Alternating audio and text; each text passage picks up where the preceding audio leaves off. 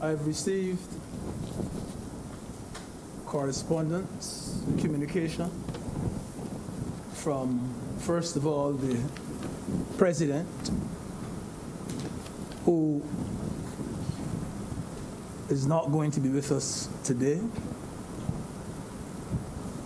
We also received communication from Senator Drakes that she, too, will not be with us today. Also, Senator Maynard is not going to be in the Senate today, neither is Senator Tate. Correspondence from Senator Moore, Tony Moore, to the effect that she will be running late. She could be late for this session. So those are the announcements and the communication that we would have had today. Senator Moore is running late or not here? Late. Senator Moore is also running a bit late today.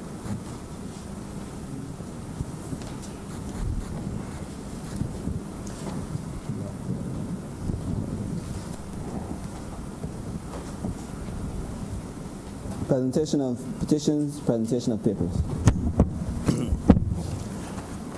Mr. President, I am commanded to lay the following documents.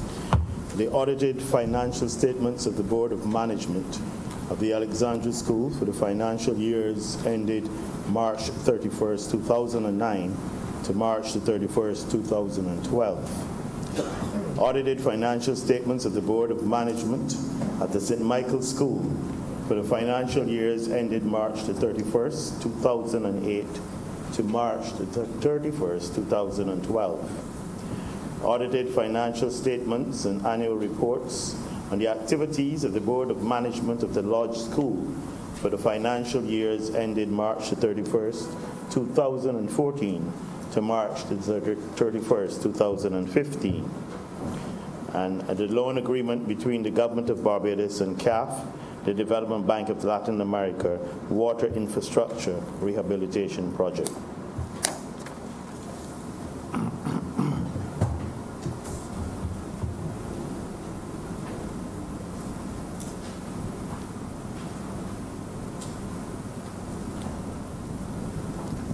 Reports from select committees, questions to ministers, request for leave to move the adjournment of the Senate on matters of urgent public importance, statements by ministers or parliamentary secretaries, personal explanations, motions relating to the business or sittings of the Senate, moved by minister.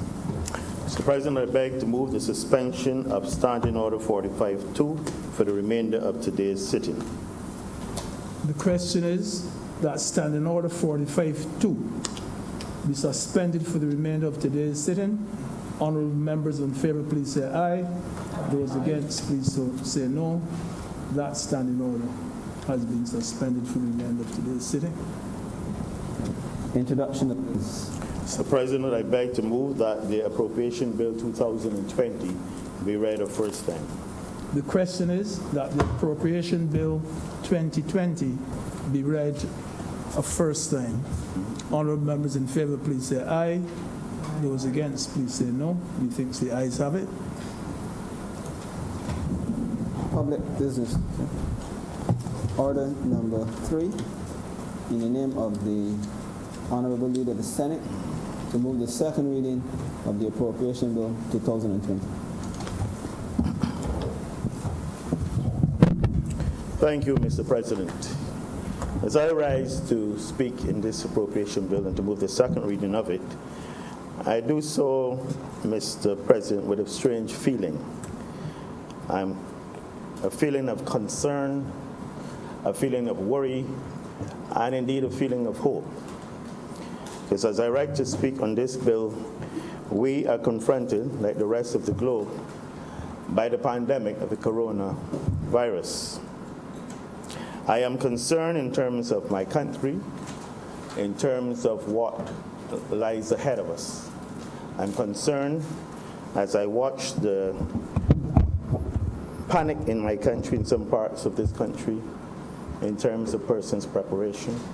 I'm concerned as I note that we are trying to make ourselves ready and prepared to face the consequences of this pandemic. It can have not only in terms of health, but in terms of the socioeconomic consequences could have a deleterious effect on the development of our country.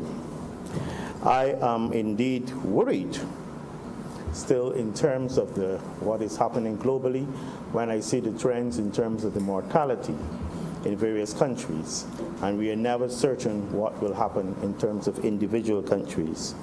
And of course, it is not an exact science in terms of the management and the control of a pandemic, but they are not new. The Spanish flu, the famous pandemic in 1980 to 1920, is estimated to result in the death of 40 to 50 million persons. And indeed, some of us will recall the Hong Kong flu of the 1968-1969 period, which I believe is estimated to cost between 1 to 2 million deaths globally. If there's a good thing in terms of pandemics, it's certainly that, as the trend goes, the world has come a long way since then in terms of the research, in terms of modalities of prevention, and in terms of the chemicals reactions that have been done in terms of the control and indeed the treatment of these pandemics. And so, sir, I am presenting also with a sense of hope that the globe will get over this thing in the not too distant future. But certainly, being a Barbadian, I'm hopeful that we will be able to manage and control this dreadful pandemic, which is already in our shores, and that by and large, the vast majority of our cases will be mild to moderate. And we wouldn't see the frightening scenes that we are seeing in terms of Italy, in terms of Spain, in terms of Iran, and most certainly from a different aspect in terms of what we see in our neighbor to the north. And so, Mr. President, it sets a different setting to the presentation of the appropriation bill. I think you're well aware that this is normally the time for those of the government side to speak about their achievements and how well they've been doing, and in terms of their programs in the various ministries, and indeed for the opposition to oppose if it is their wish for the sake of opposing in some cases. And of course for the independents to hopefully give a balanced and neutral view of the economic scene. Clearly, this situation is different, completely different. These estimates would have been prepared months ago, and certainly up to February when we were having discussions. The whole issue, coronavirus is not yet a pandemic, and certain conclusions would have been made in terms of the estimates of revenue and expenditure. And obviously, sir, these would have to be relooked, and I will come to this later on in my presentation. Obviously, this, as I said before in the Honourable Chamber, this is probably the most important bill that is debated annually. It is listed as a constitutional requirement under Section 109 of our Constitution, and indeed, its importance is also listed in the standing orders of the Honourable House. And it usually tells you that it is an estimate and says so the details of the operating and capital spending requirement of ministries for the fiscal year, which in this case would be commencing the 1st of April 2020.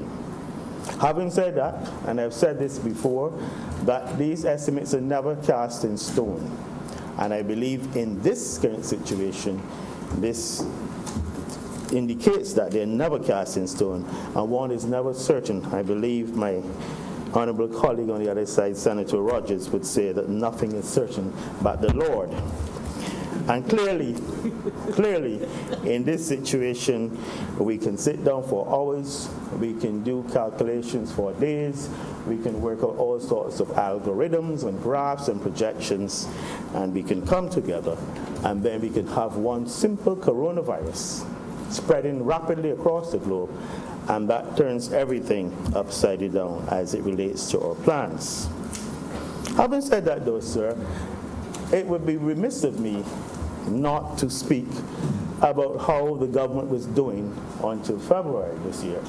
Clearly, we had our challenges, but the government, I believe, on both sides, this entire chamber would agree that the government was doing quite well so far. taking note of where we were in 2018, in May 2018, and where we are indeed in March 2020. And I know my honorable colleague on the other side, Senator Franklin, he's there nodding in agreement in terms of how well the present government has indeed been doing. There's no denying it. In terms of the BERT program, there was some criticism of it. They said that it was an IMF plan. We debunked that theory.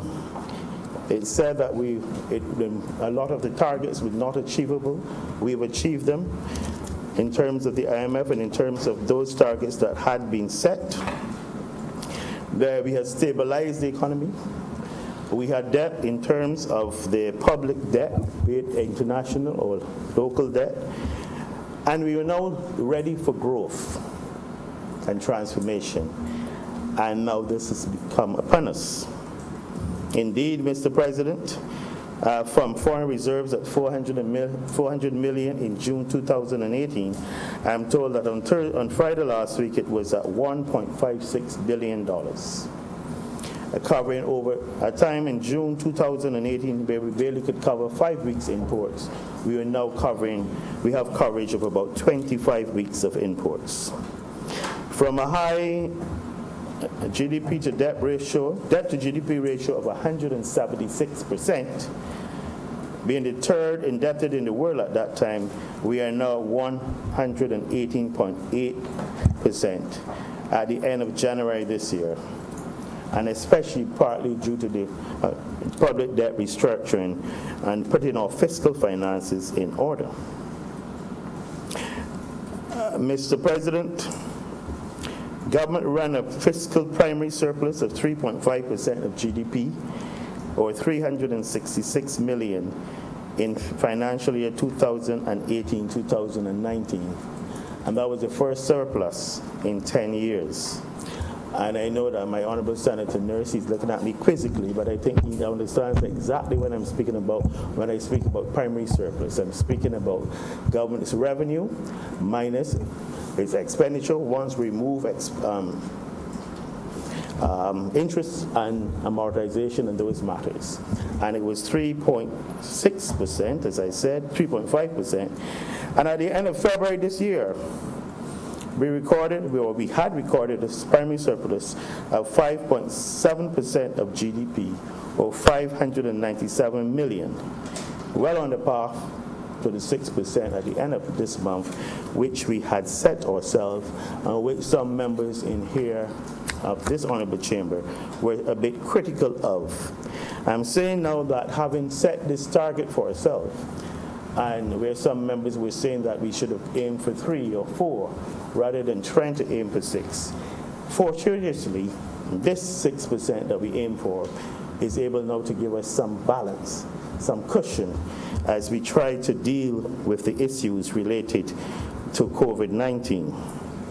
I need not speak about the credit rating improvement.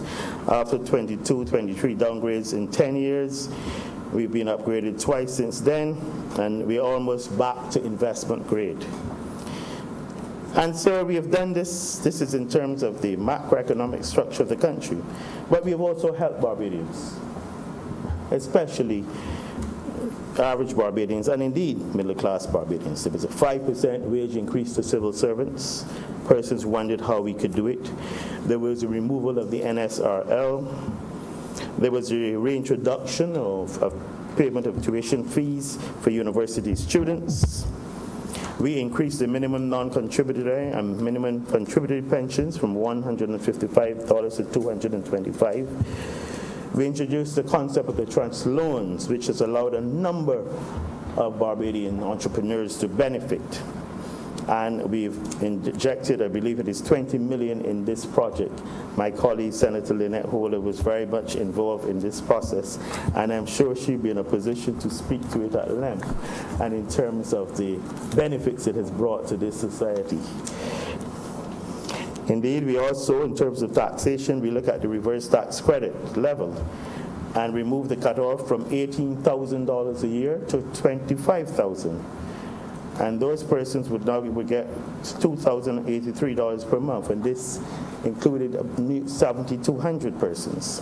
We reduced the income tax bands. Indeed, those earning between $25,000 to $35,000, they would not be paying any. They would submit the forms, but they would get a compensatory income credit. The tax bands on which a rate of 16%, 33.5%, and 40% were previously applied were abolished. And the first tax band, $50,000, on which a rate of 12.5% was then introduced. The second tax band on taxable income over $50,000, which had a tax rate of 33.5%, and tax was reduced in January this year to 28.5%. And so we resumed paying tax refunds and paid out over $1.1 billion in terms of NIS, income tax, and corporate tax refunds. So we went further.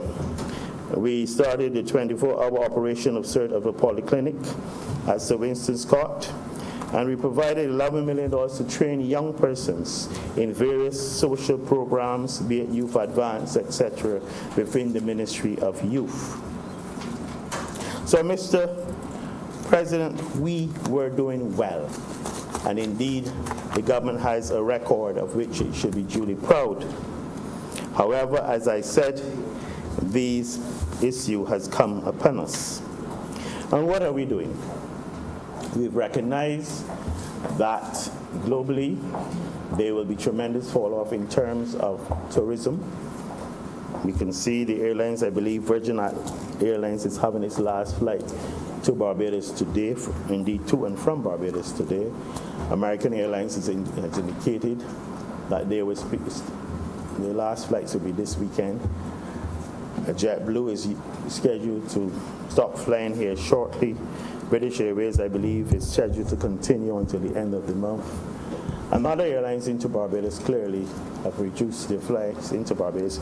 Countries have begun to close their borders across the globe. I believe that I saw some schedules for some flights over the weekend and saw an American airline flight scheduled to come to Barbados with 22 passengers. And so this is going to have, and is already having, serious consequences to our tourism sector, which is indeed our main money earner. Several hotels have already closed, and some of them have sent home their staff already. This also applies to restaurants. And I think we all appreciate in terms of tourism how the importance of the hotel sector in terms of various aspects of our economy, in terms of goods and services, in terms of staff, in terms of utilities, in terms of the taxes. Obviously, all of these things will be affected once hotels start to close their doors. Restaurants, as I said, are being affected, and it would indeed have a spin-off effect. The cruise line, fortunately, it was not in the height of the season, which would be November, December, January, but certainly now cruises have come to an end, and we are faced with the challenge indeed of trying to get persons back home, recognizing that Barbados is a home port for several of these cruise liners, and so that is a difficulty that we are faced with. The government is mindful of this, and I believe honorable members would have heard the Honorable Prime Minister in the other place speaking in terms of the measures being put in place to mitigate the potential effects of these closures, and then we got the mitigation, the deleterious socioeconomic effects of COVID-19. Probably best put frame in that manner. And she's spoken to the issues in terms of providing for the most vulnerable families, where we had a project before which was focusing on the 650 most vulnerable families in Barbados. The expansion of it now to include 1,500 families. Increasing the welfare grants by 40% to individuals, and the $10 million has been allocated at this time, in these circumstances, for that. In addition, $10 million has also been allocated in terms of dealing with the Vulnerable Families Project. And a good venture recognizing Barbadians, and indeed it is a time that all Barbadians should come together. This is not a political matter in terms of the business sector, labor, and government, and indeed the church, in playing their role in supporting those persons who were suffering or less well off. And so we've launched the Adoptive Family program within the ministry, where business entities and individuals, I dare say, can make contributions or indeed agree to provide funds on a monthly basis to help a particular family. And I must commend those business entities which have already come forward and have indicated support and sizable support for this venture.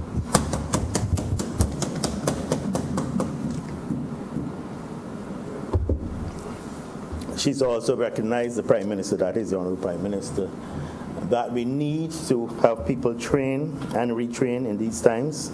Persons will be home, and she has made sure that in terms of the plans for training, that these are increased. Discussions with the banking sector have been quite successful in terms of the provision of moratoriums on loans and mortgages to assist Barbadians through this period of time. And indeed, the good thing would be that for some of these restaurants and hotels to be encouraged to do some of the repairs and refurbishments which are necessary. And in this regard, I believe it is $10 million was added to the Small Hotels Fund for loans on favorable interest rates to assist some of these hotels, small hotels, in being able to modernize and do some vital refurbishments that were necessary to their various plans.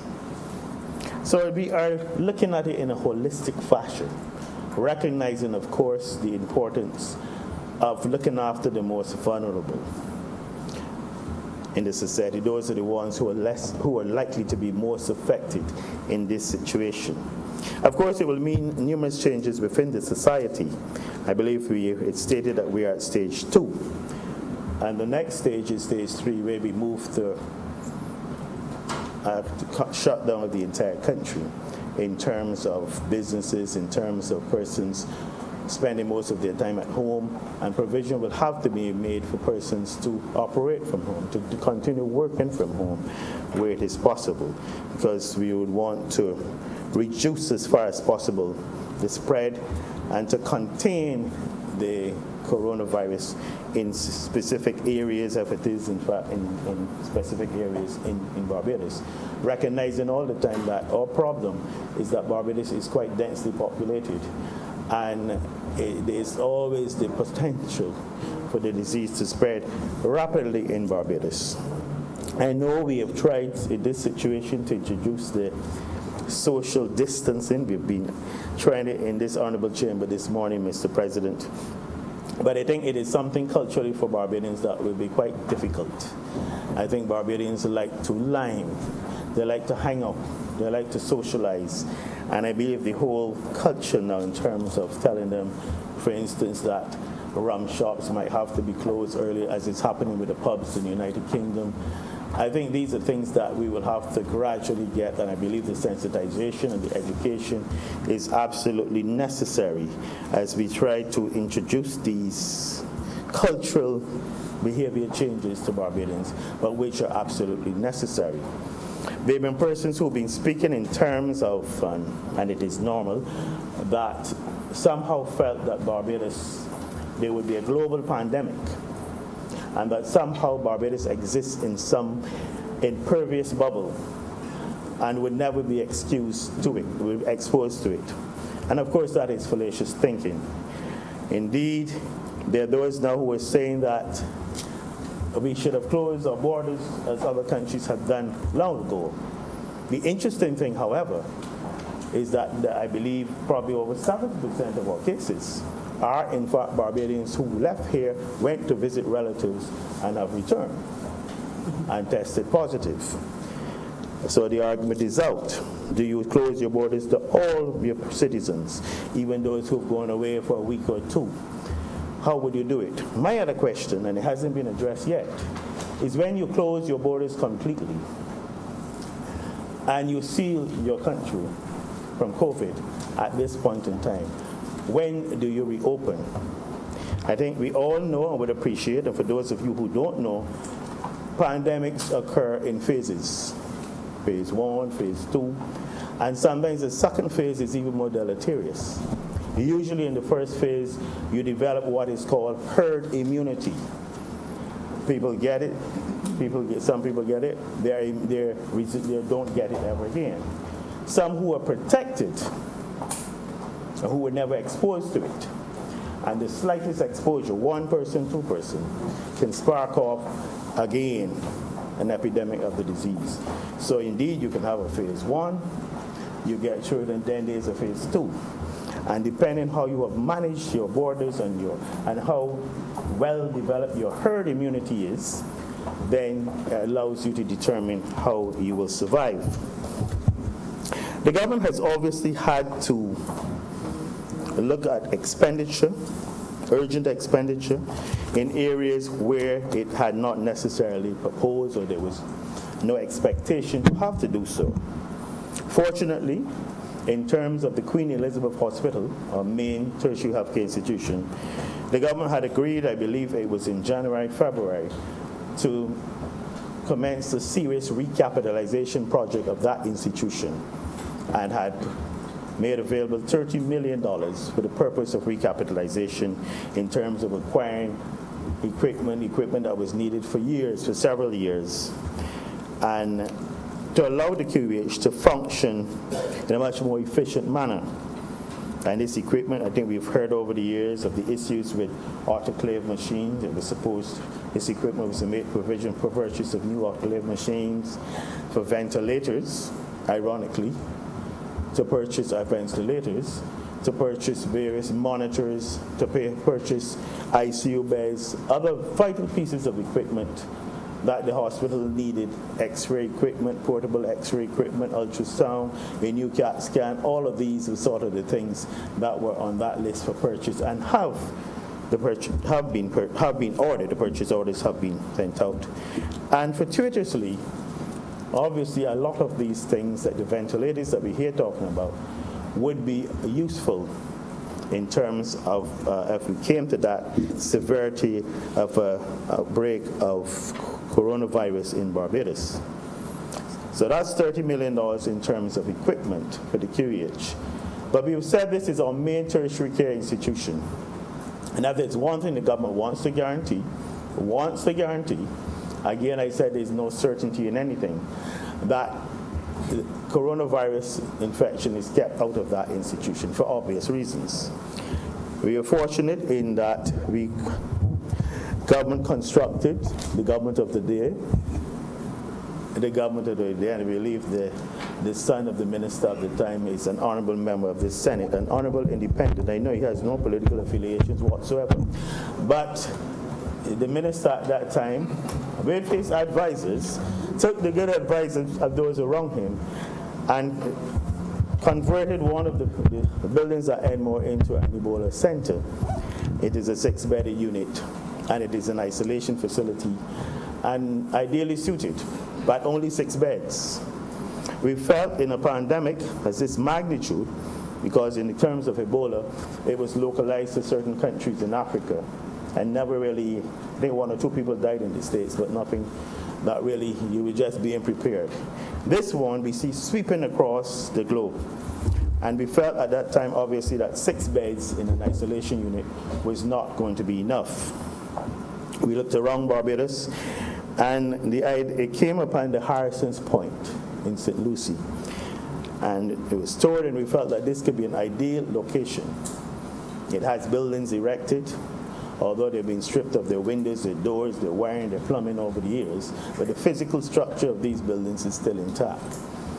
And it was felt that these buildings could be converted rather quickly. I believe it is a process that started 2 weeks ago, and I believe it is expected to be completed in 2 to 3 weeks, to convert one of these buildings into an isolation center, full ICU type isolation center, which would accommodate ICU beds and would have the capacity to do ventilation, and also an area, not as intense, but still in terms of isolation, of about 40 beds in what we call like a secondary facility.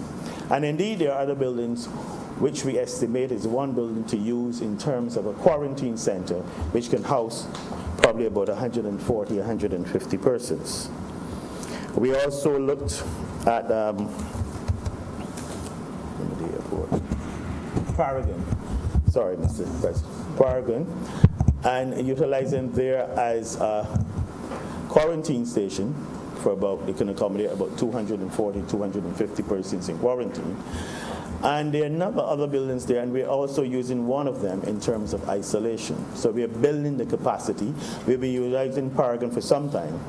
The process was that when persons started coming in from countries, and we were faced initially with persons leaving China, when the embargo was in China, persons leaving China, skillfully getting through Europe to Germany and taking flights to Barbados, with their final destination being St. Vincent or Grenada or other countries, which then decided that they couldn't come to their countries. And in arrangements with the Chinese embassy, they were held overnight at Paragon and sent back to whence they'd come, back to Frankfurt, back to London. So for people to believe that we were welcoming everyone that was coming here is not certainly true.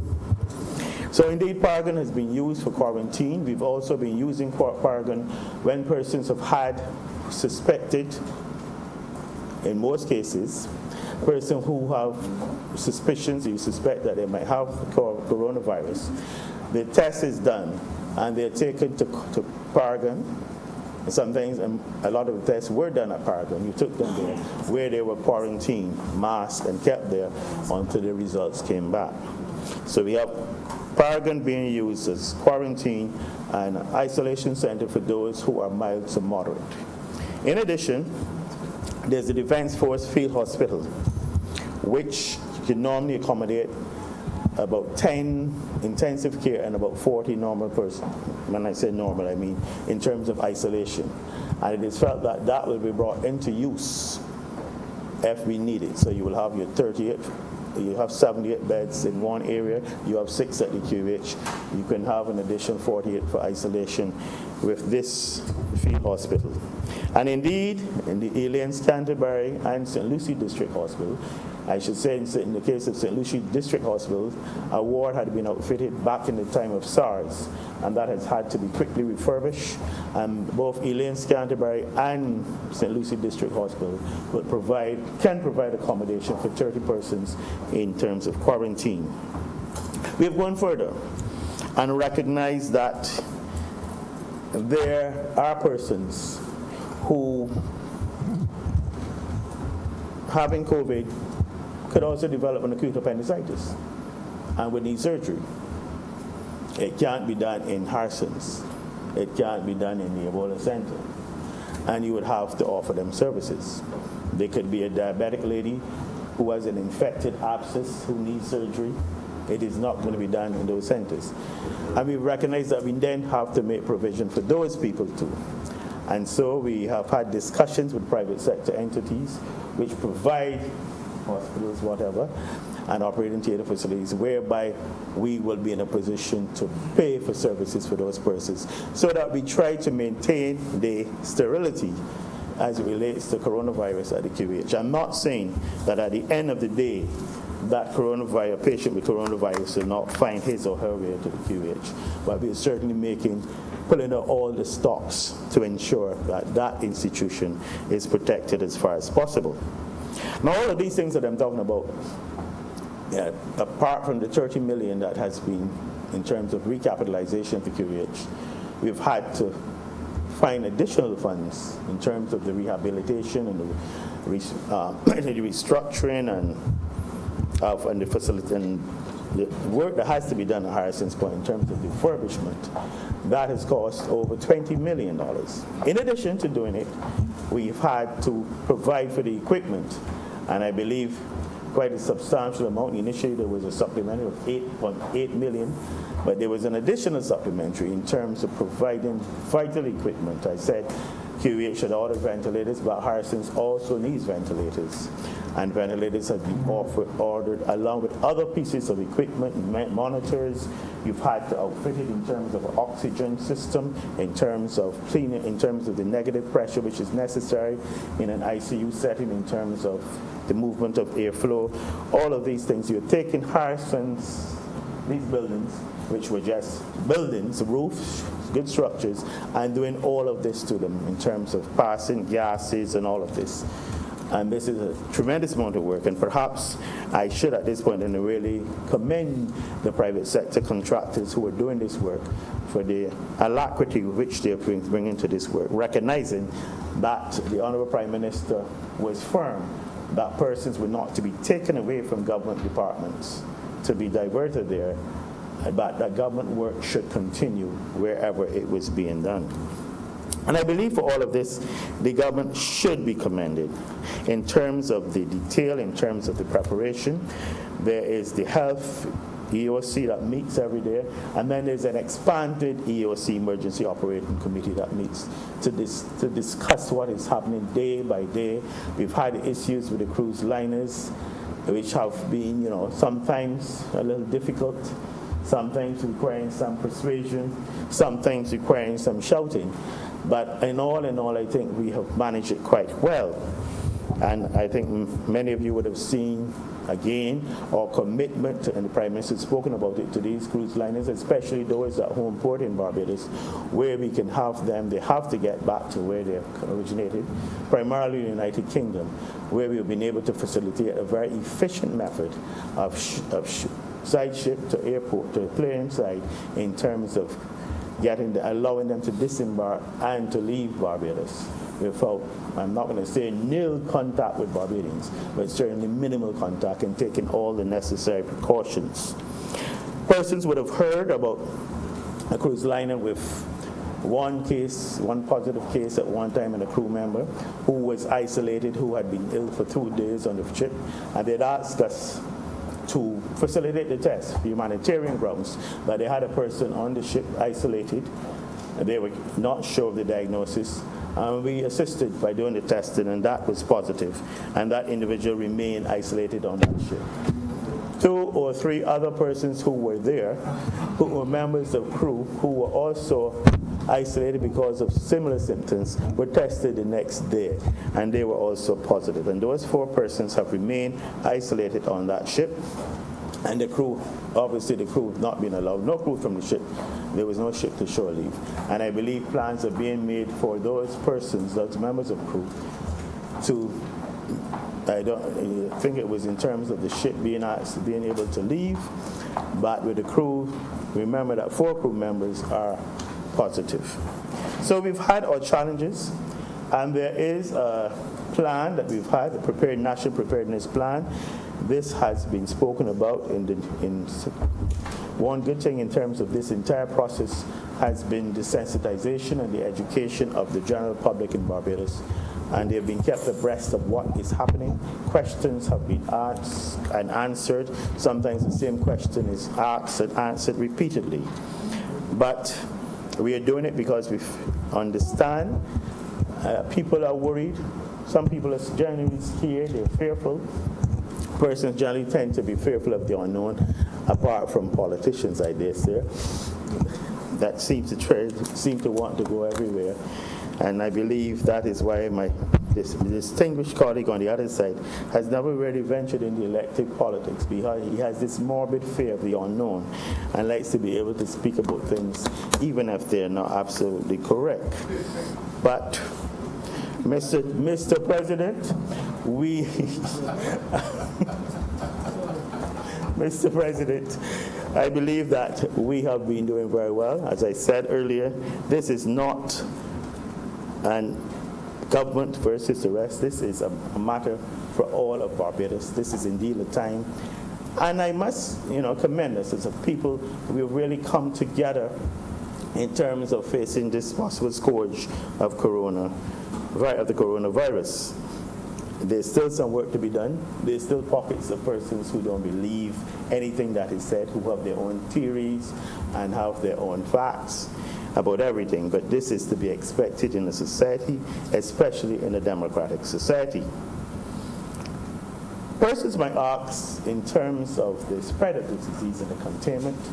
The social media is there, and they would have heard of, and most of them would have seen the Imperial College model, and if you should mitigate or if you should suppress. And in terms of suppression, again, the whole concept of the cultural norms and cultural behavior of Barbadians has to be taken into consideration, where there are very strict guidelines in terms of suppression, as akin to what happened in Wuhan in China, where, the government just mandates and doing certain things. You shall not do this, you shall not move, you shall go here. And in terms of imposing that on Barbados, I think would be extremely difficult, and we might not necessarily achieve the results that you want. Barbadians generally tend to conform to rules and regulations, but I believe that when you try to encase people in a sort of cocoon that they feel is tightening on them, that they will try to escape from it. And I believe in our situation we have to find a blend between mitigation and in terms of suppression, and that is what the government is doing. No need to bring out this strong arm tactics and all of this, but let us gradually work on this project together as a project. Mr. President, in addition to what I've said, there are obviously going to be plans for, at this point in time, testing is centralized, where persons will be polyclinics, some polyclinics will be set up as screening centers. And I believe you're all aware that at this point in time, you're advised not to go to doctors, but to call them if you have symptoms, the flu symptoms, and certainly not to go to the accident and emergency department. As expected, that persons will be directed to these polyclinics, which will be screening centers, and depending where they'll be assessed and where they will be tested if necessary. And as I said earlier, they will be quarantined while pending those results if they're tested. The issue of testing has been one that's been debated globally. And I often say to friends who ask, why can't you just go and get a test? Senator Rogers could go and get a test today. It probably would be negative. It probably could, because he could very well be positive. It could be negative today. But 2 weeks from now, in spite of his tissues that he has there, blowing his nose with,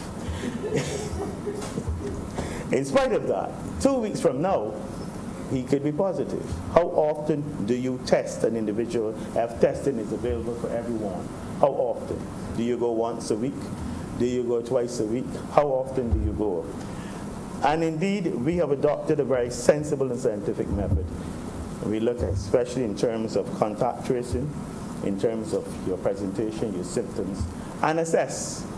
It is subjective, but certainly you assess the person if this is some person who I should really be testing for this case.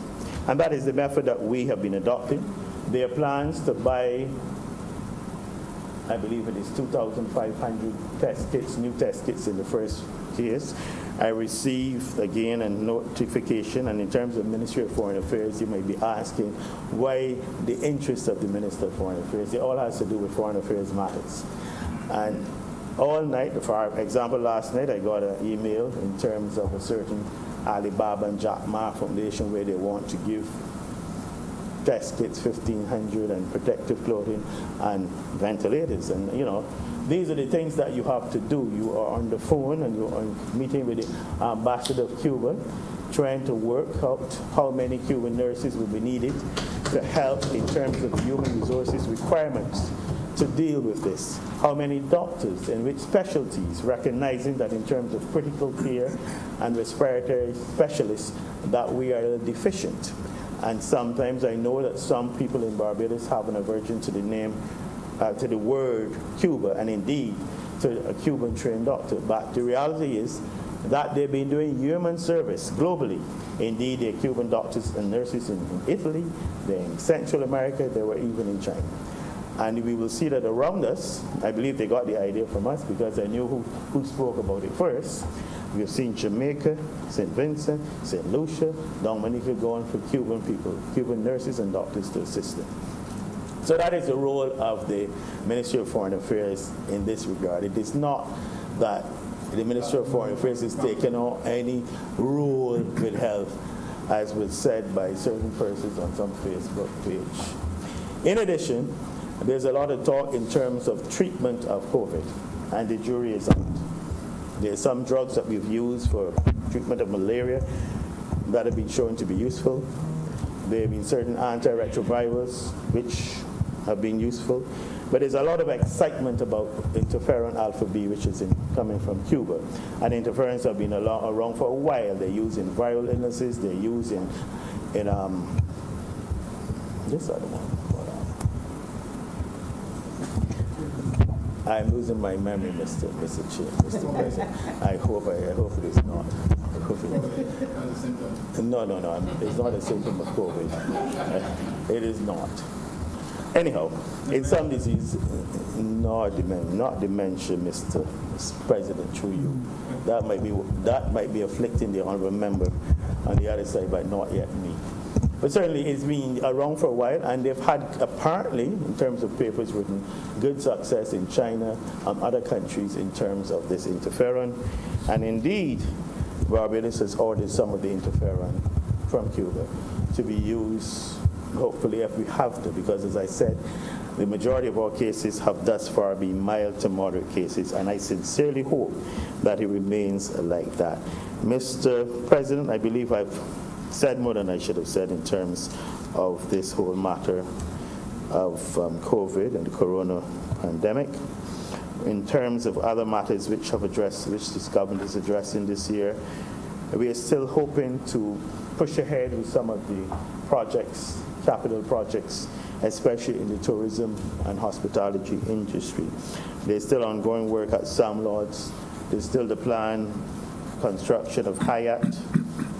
I believe the Caribbean Hotel is to rebuild as a new 170-room hotel. We know that Blue Horizons is on the horizon. There's certain hotels, there's probably, I know, and the Royalton Hotel is to be built. And indeed, there's plans to build a hotel in Bridgetown, in the old Costa Busson site. They're supposed to be, the owners of that property have submitted plans already for the construction of a 6 or 7-story hotel. There are plans for the construction of hotel and concert entertainment and condo facilities across in the Pierhead development. In what is now on the waterfront area, there's plans for that development. So I think government is still moving ahead in terms of its capital projects. The paving of the tarmac at the Grand Islands International Airport, that continues. And we are moving along with those projects. In terms of the actual Barbados and in terms of development, the SBRC, in terms of environment, the Ministry of Environment, solid disposal of solid waste, where government was paying about $24 million a year in terms of the contract. Through negotiations with the entity, that has been reduced now to $13 million. So government is now saving about $11 million annually, which it was paying. And indeed, they're looking further now of having a green energy park in that area at Vaucluse, with both the government and the private sector will work together, and hopefully it will remove the need for government to be paying that $13 million. It will be part of its government's equity.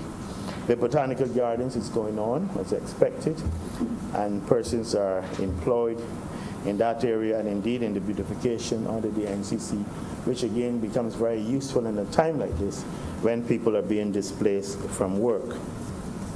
The Ministry of Transport and Works continues to do its extensive road works, and you would have heard the Honourable Prime Minister speak in the other chamber about the $24 million that has been paid, and we await the arrival of electric buses.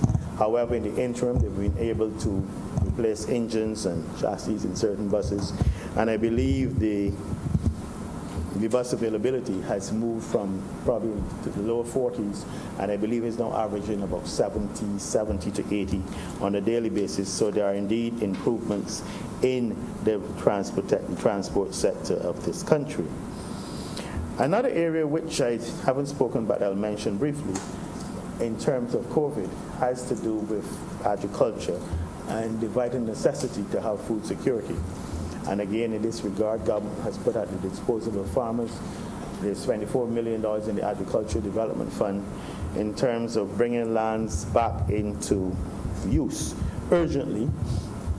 and focusing on the 6 to 12-week crops in terms of being able to provide at relatively short time vital nutrients and nutrition for our people in this country. And I think it is something that has to be addressed, and we're looking at it seriously in terms of food security. COVID has its good aspect, has its bad aspects, it's bad, but in terms of allowing us to see our vulnerability in terms of food security and in terms of manufacturing, it certainly allows us to see these are two areas that we need to focus. I know in terms of scale, people just ignore Barbados in terms of manufacturing, but this gives us an opportunity to stop back and look at certain things that if we had a stronger manufacturing sector, could have been in a position to mitigate what is going on at this point in time. Mr. President, I believe in these circumstances that in terms of the appropriation bill, as I said at the beginning, it is a different debate. Normally, I know it is a 2-hour debate, and I think that in these circumstances, having noted the programs of various ministries haven't been dealt with in detail in the other place, I don't think I need to rehash what I said, especially when what I said earlier in terms of the provisions of expenditure and revenue, and certainly the expenditure in these ministries would be based on the revenue.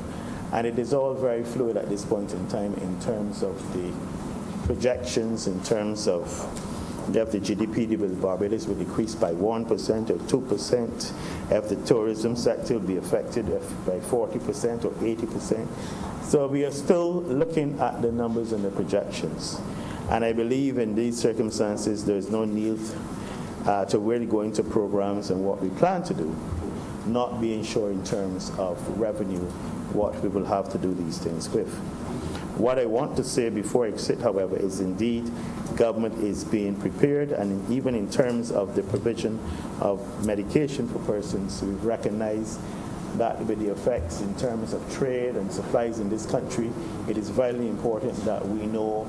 For instance, I know that Provision of Drug Service is working on ensuring that we have 6 months supplies of drugs, recognizing the numerous persons in Barbados who depend on drugs for the treatment of chronic diseases, and indeed for asthma especially, but also for all the other conditions that affect us in Barbados. And provision has been made for the drug service to more or less ensure that the warehouses in Barbados, you can call it stockpile drugs, to cover Barbadians for at least 6 months. And indeed, there will be a process where persons, if we reach stage 3, where persons will be allowed, especially the elder people, to have at least to get 3 months supply of medication to allow them not to have to go to pharmacies every month. As it relates to other supplies, I think Barbadians are doing quite well. I think most of them have stockpiled what they think they will need. But we've recognized that there's certain things that we've been seeing, certain trends, when we look at the information from the Ministry of Commerce in terms of certain shortages of certain vitally important things, and these are things that we have to address. I'm not going to mention them here to create any further panic out there in terms of persons trying to grab what is left of that. Suffice it to say, Mr. President, we are all in this together. The appropriation bill is before us. I commend it to honorable members, but I caution them in terms of the circumstances in which we find ourselves. And this is a time when we must all come together and work in the interests of Barbados and Barbadians. I'm obliged to you, Mr. President, and I beg that this appropriation bill be now read a second time. Thank you. Senator Franklin. Thank you very much, Mr. Deputy President. I do not propose to be long. And I'm very serious about that. We are now located in the centrally air-conditioned building. Even though we have a few months to place ourselves 3 feet apart, we're breathing the same air. So I don't know if I'm not a scientist.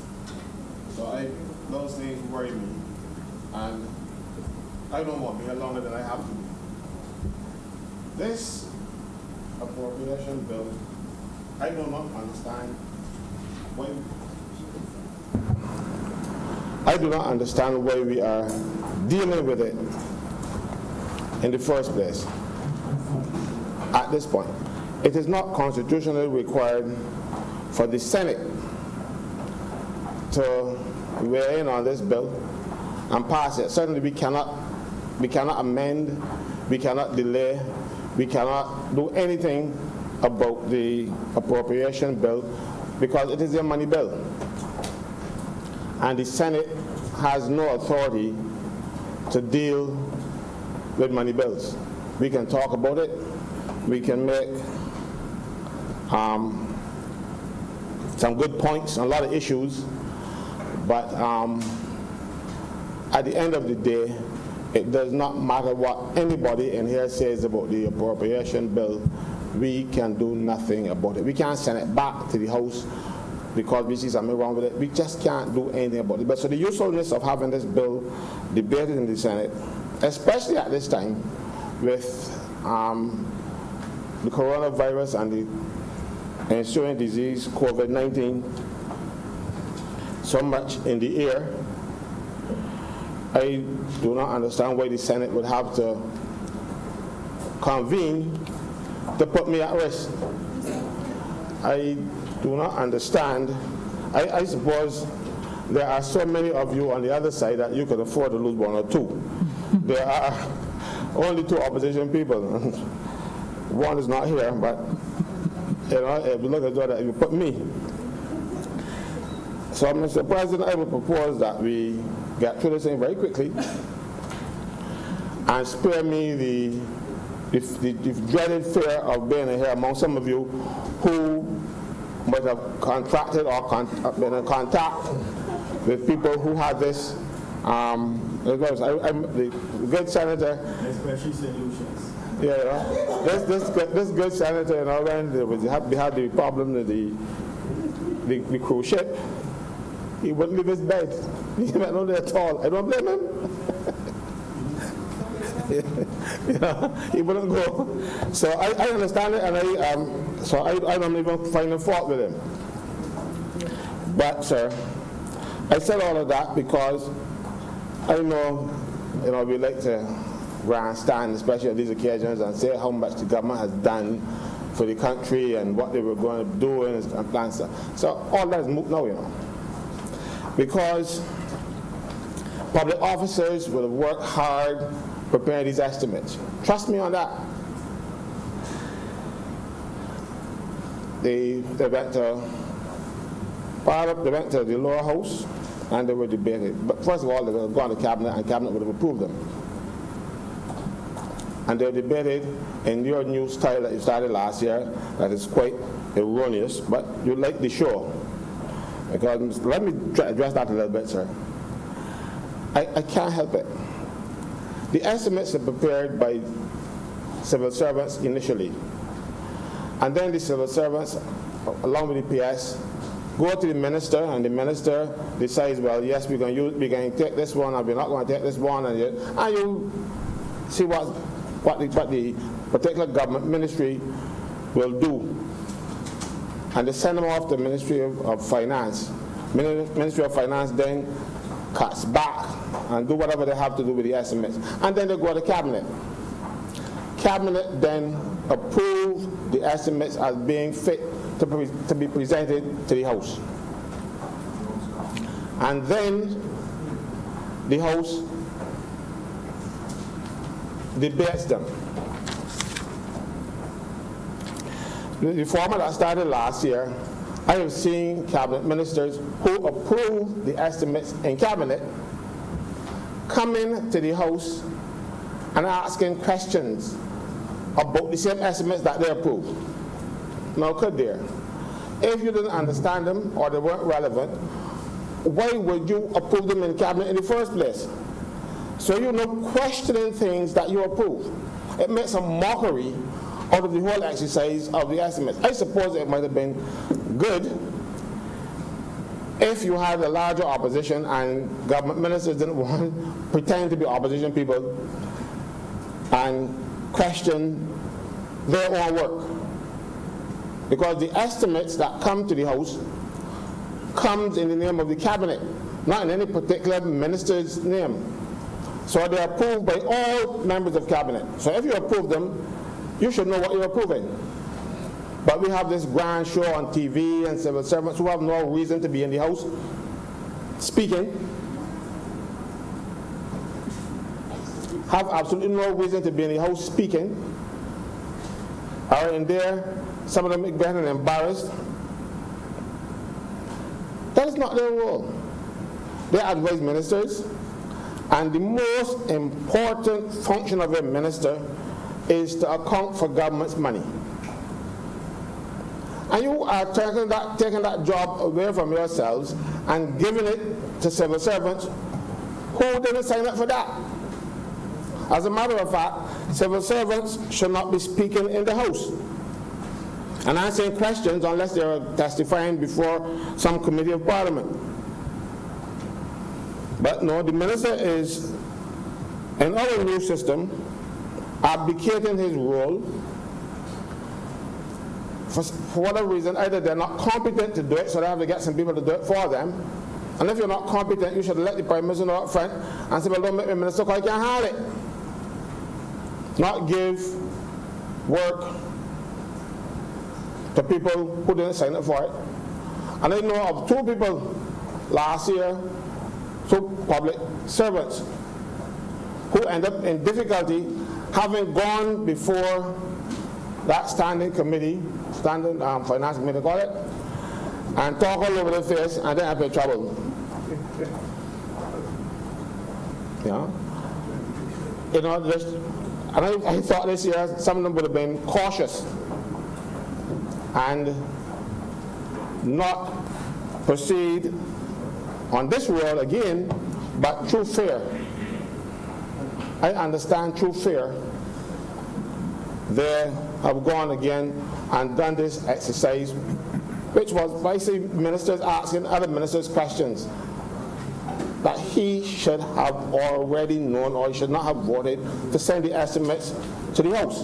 But be that as it may.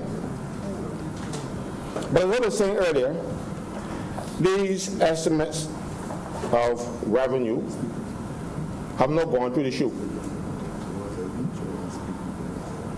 The government cannot now really project the income that it's going to receive in this current situation.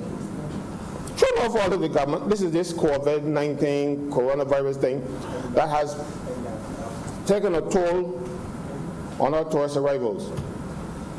But tourism is the driver of our economy right now. Well, it was the driver up to last week.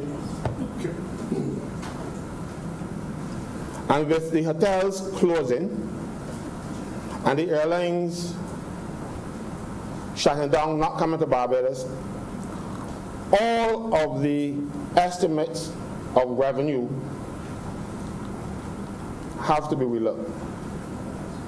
Government cannot really project what it's planning to do based on money that it knows it's not going to get right now. I'm not blaming the government for it, as I said, because we didn't invite the COVID here. True. You know, and we didn't, it isn't our fault, it isn't the government's fault. And as I said elsewhere, the government is doing its best.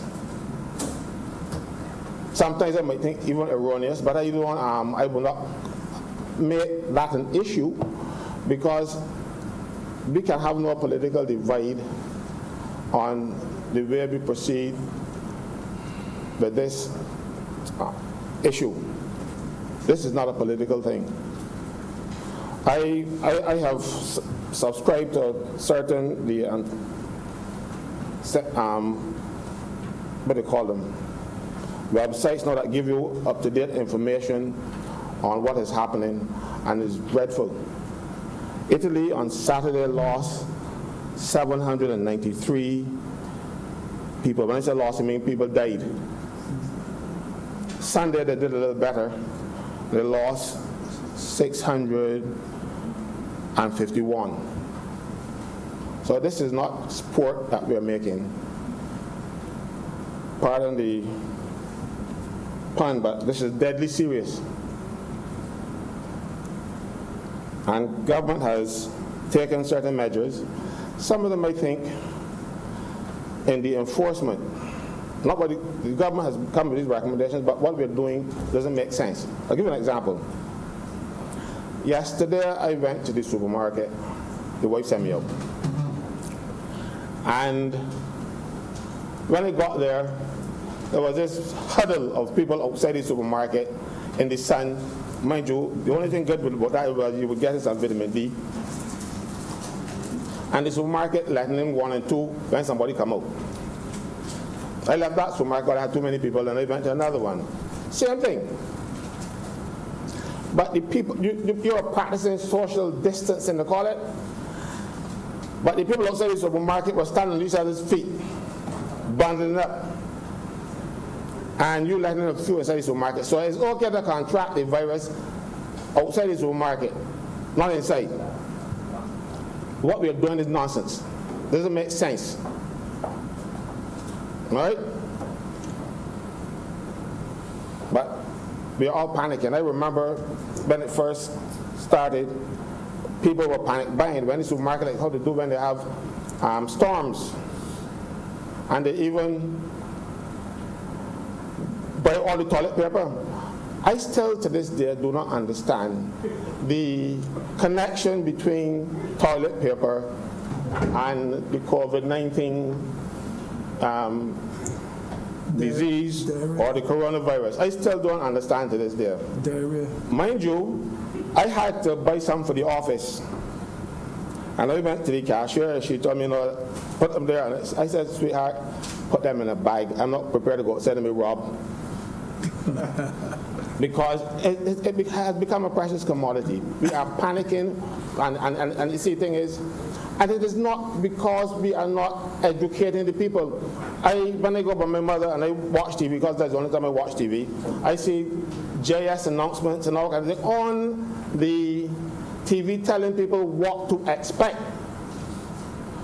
But nonetheless, people seem to be ignoring the government's advice, listening to people who know nothing about what they're talking about and doing the wrong thing.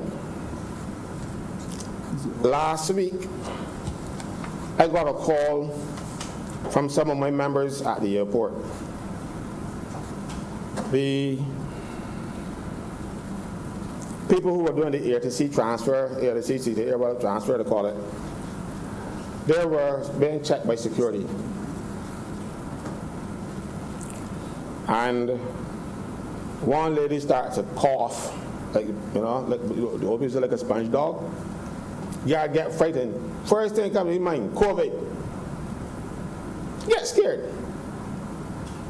Call me. The most non-medical person I know. I am a hypochondriac to be so I get frightened with coughs and things.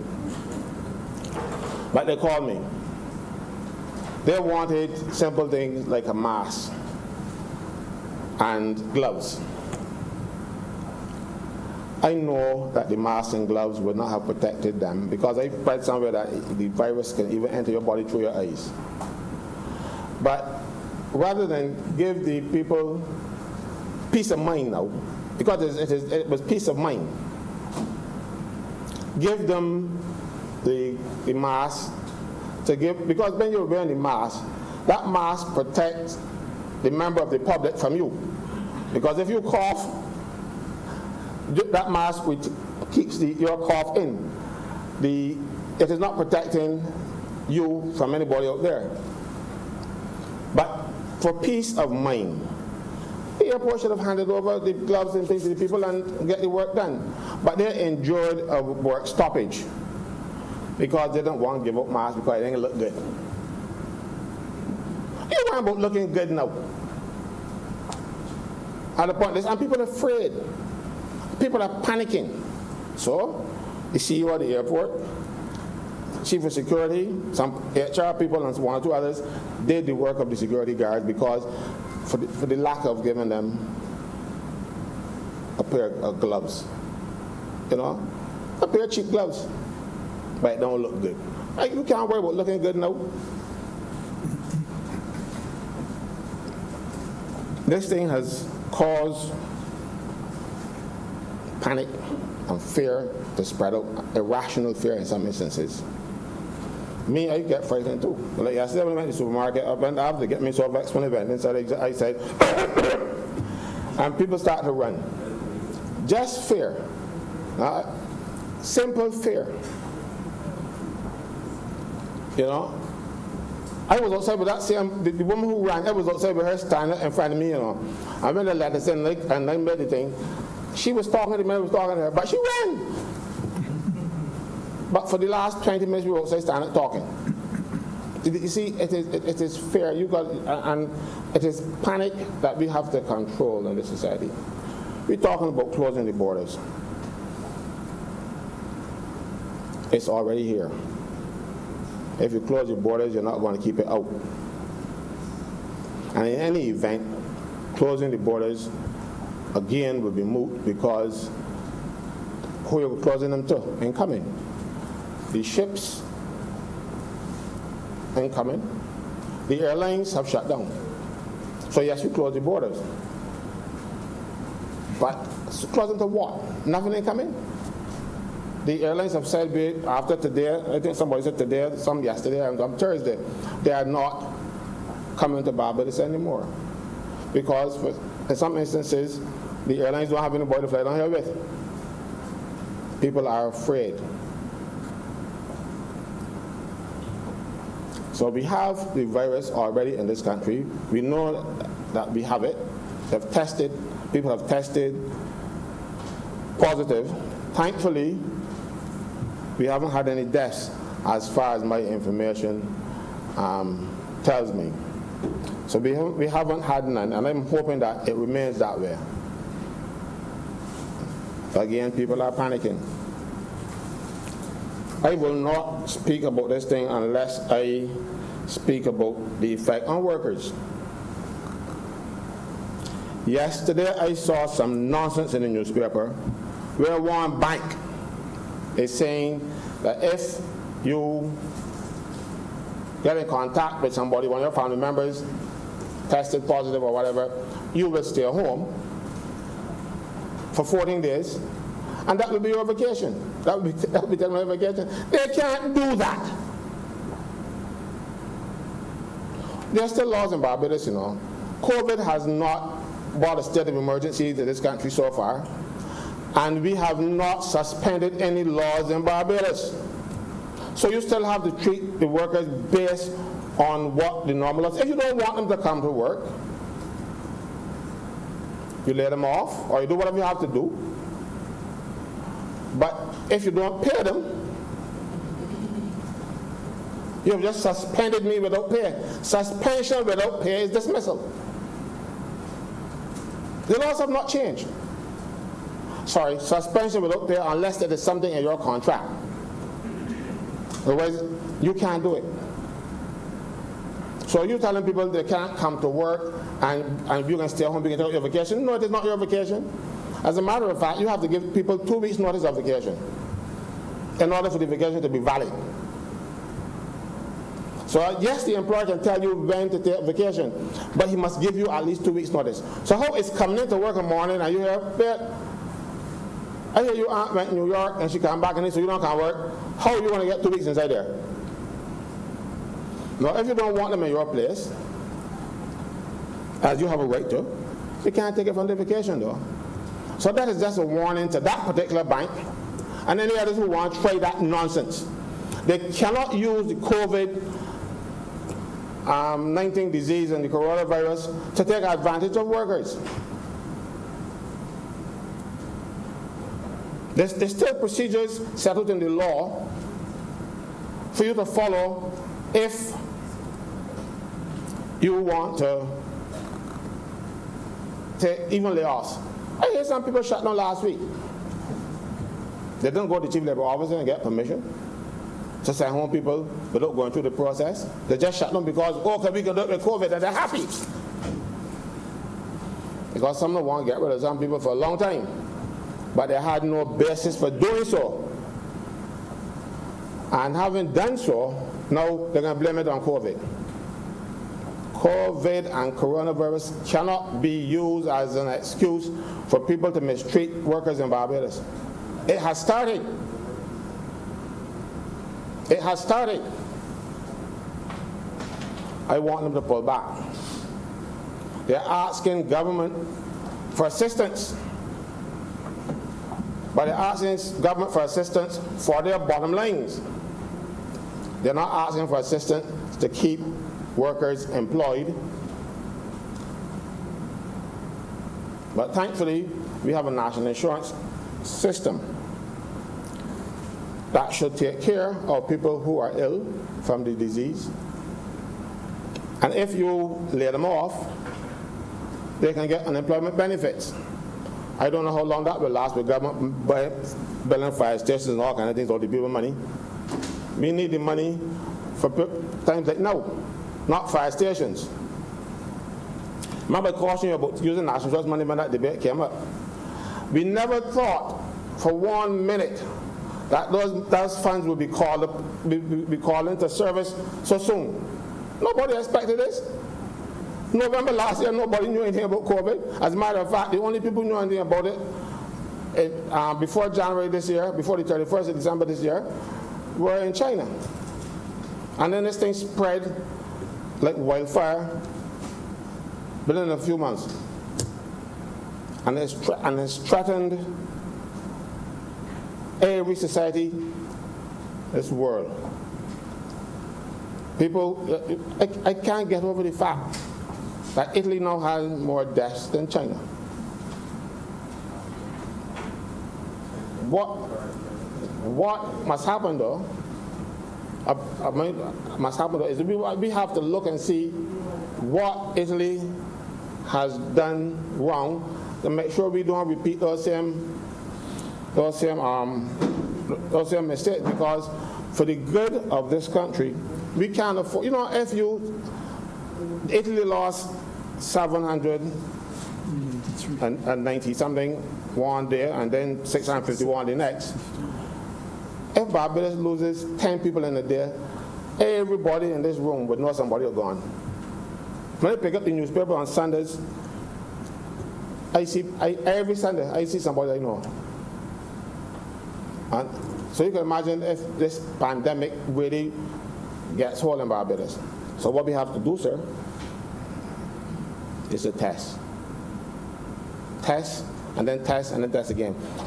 Even though I could have been in contact with some person today and got tested the same day, had no symptoms, had nothing. And then next week, I have symptoms. This thing is dangerous. I told the Prime Minister last week, I wouldn't want to be in your shoes right now. Because, one, I certainly don't know what to do. I don't. I readily admit that. I don't admit that. I take offense at that, puppet.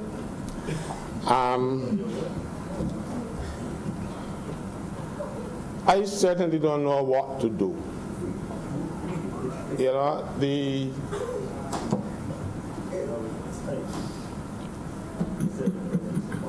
I would never do that. I know the president too long.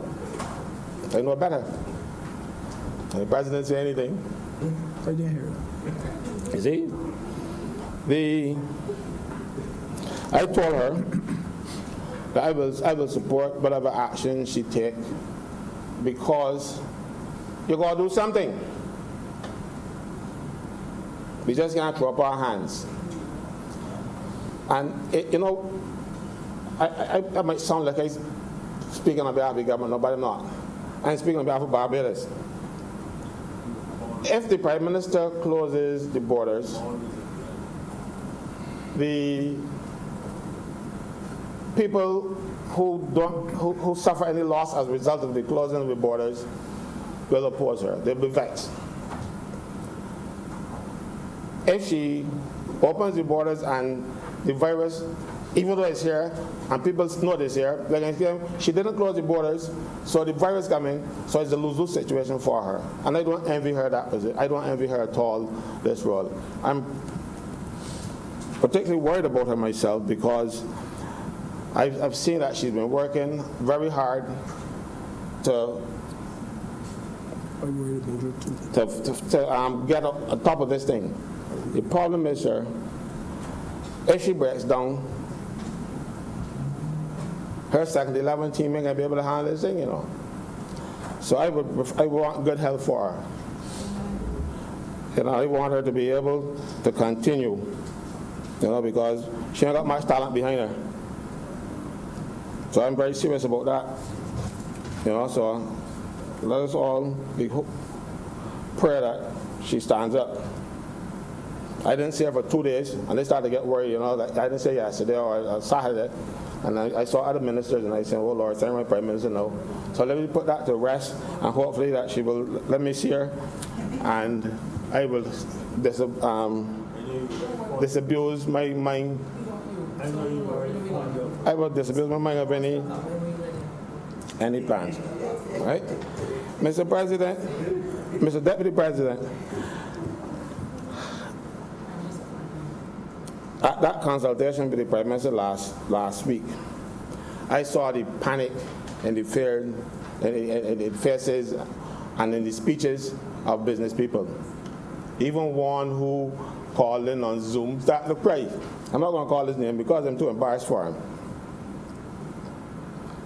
But these people were not taking care of workers and to the benefits, because only the week before, I went to his workplace to represent a man who made a mistake, one single mistake in 26 years, a mistake that cost that company nothing. They didn't lose any revenue, didn't lose any goodwill. As a matter of fact, they gained some goodwill because the guy was doing something for the company, but he rushed and didn't print the bill. The man still paid, and he lost his job. So all these kinds of fancy things talking about, oh, we're taking care of workers, they're taking care of workers. They're using this opportunity to pretend because they want government handouts.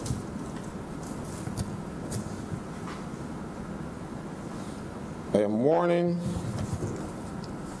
people that I'm still looking. Tony is still looking. And we are not going to allow employers to get away with nonsense. Agriculture, production, I want to talk about that. I come from a rural area. Both my parents work in agriculture. Both of them had plots of land where we got a lot of food. We never went hungry because they always had food growing in the area. They weren't rich, but we never went hungry. Mind you, the pieces of land that my parents had are still there, and I don't plant the corn. But that's the same thing with the plantations too.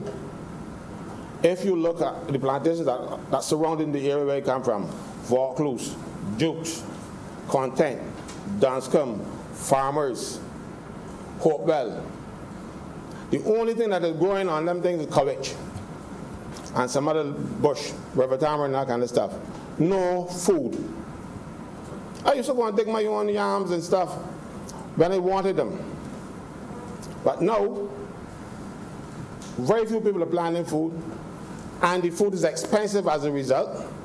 And then we have to import yams and things from St. Lucia. But we got land idle in Barbados.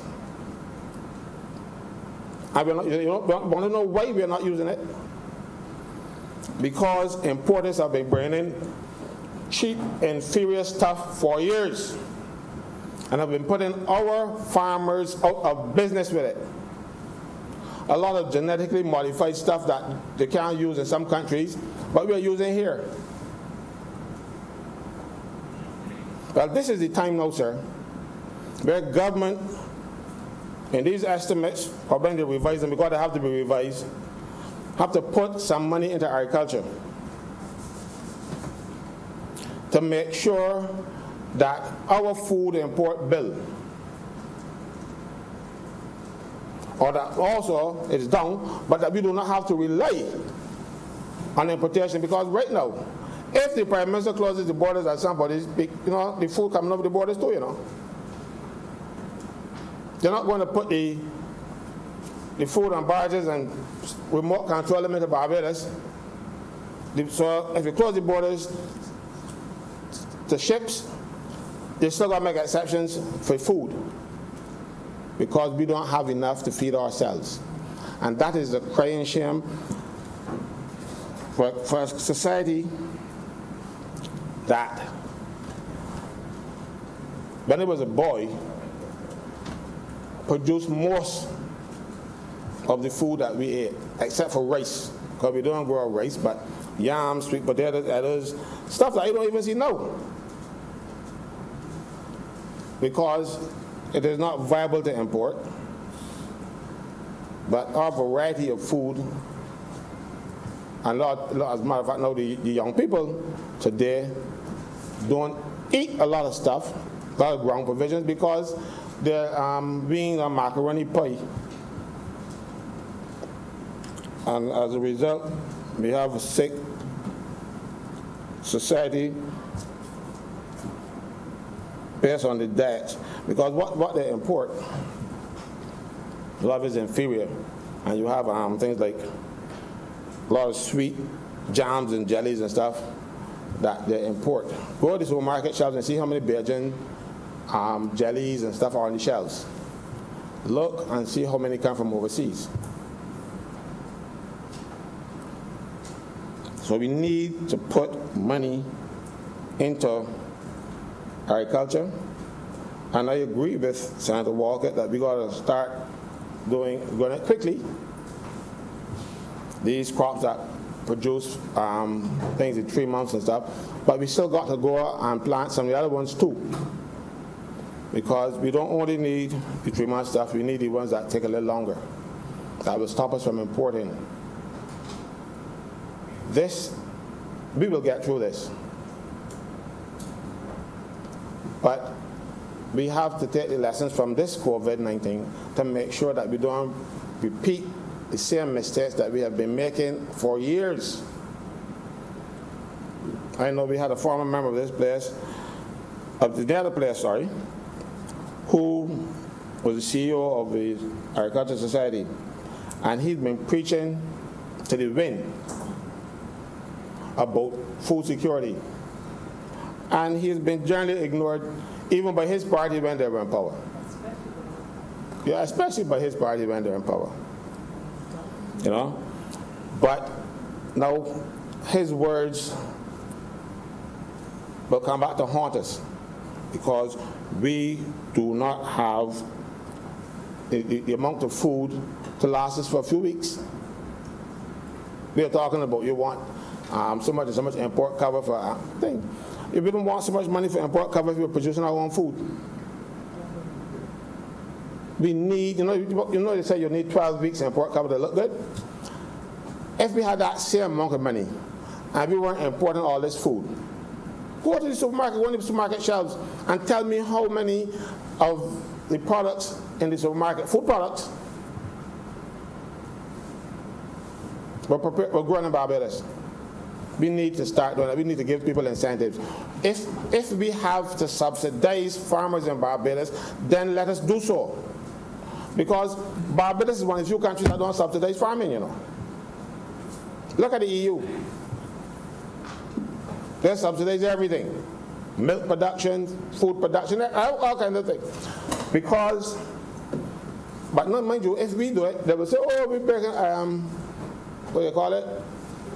Some sort of rules. WTO, thank you so much. But we got to break them if it is in our best interest. Thank you very much. WTO rules. This WTO keeps us in subjection and forces us to buy inferior, low-cost food, but ours could be lower if we subsidize our farmers. We need to subsidize farming in Barbados, and this coronavirus thing has shown us that we must. I was at a place last week to get some medication for someone who is ill. I went to collect the medication for them. And while I was there, I could hear the staff talking among themselves, and they said, you know, the shipment of Dettol that we were supposed to get, they call it back. They take care of themselves. Outside world, they take care of themselves. They make it happen in Barbados, you know. They may say, could they Barbados order this thing before the virus or level sent it down? It was on the way, and the people turned it back and said, look, it didn't leave their ports yet, so they said, bring it back. We have to be prepared to take care of ourselves. Nobody will do it for us.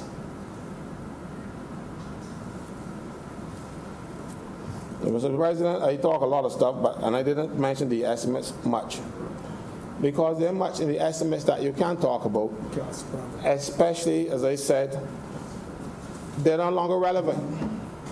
But my fear, sir, is that if we are not getting the amount of money coming in the government coffers, the amount going out can be reduced in somewhere. And I do not want to see it being reduced like what both administrations in the past have been doing. Workers first. There have been, every time there is a crisis in this country and there's any sacrifice to be made, it has been at the expense of the working class, the people who do the work. I said the last set of layoffs we had, we sent home people who were actually doing the work and keep the people who were saying don't give them instructions.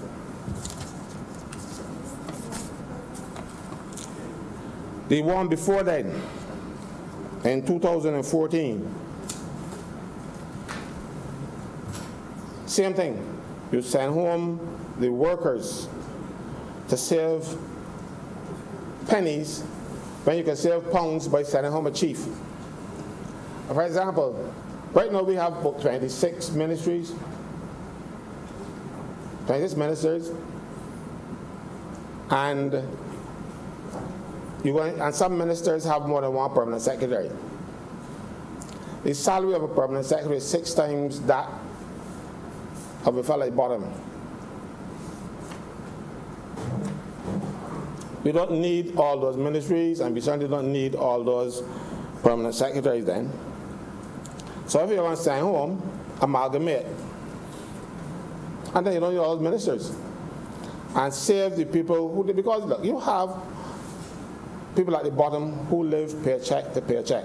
And if there's a permanent secretary who lives paycheck to paycheck, he should be a permanent secretary. Because he's responsible for the ministry's money, he can't handle his.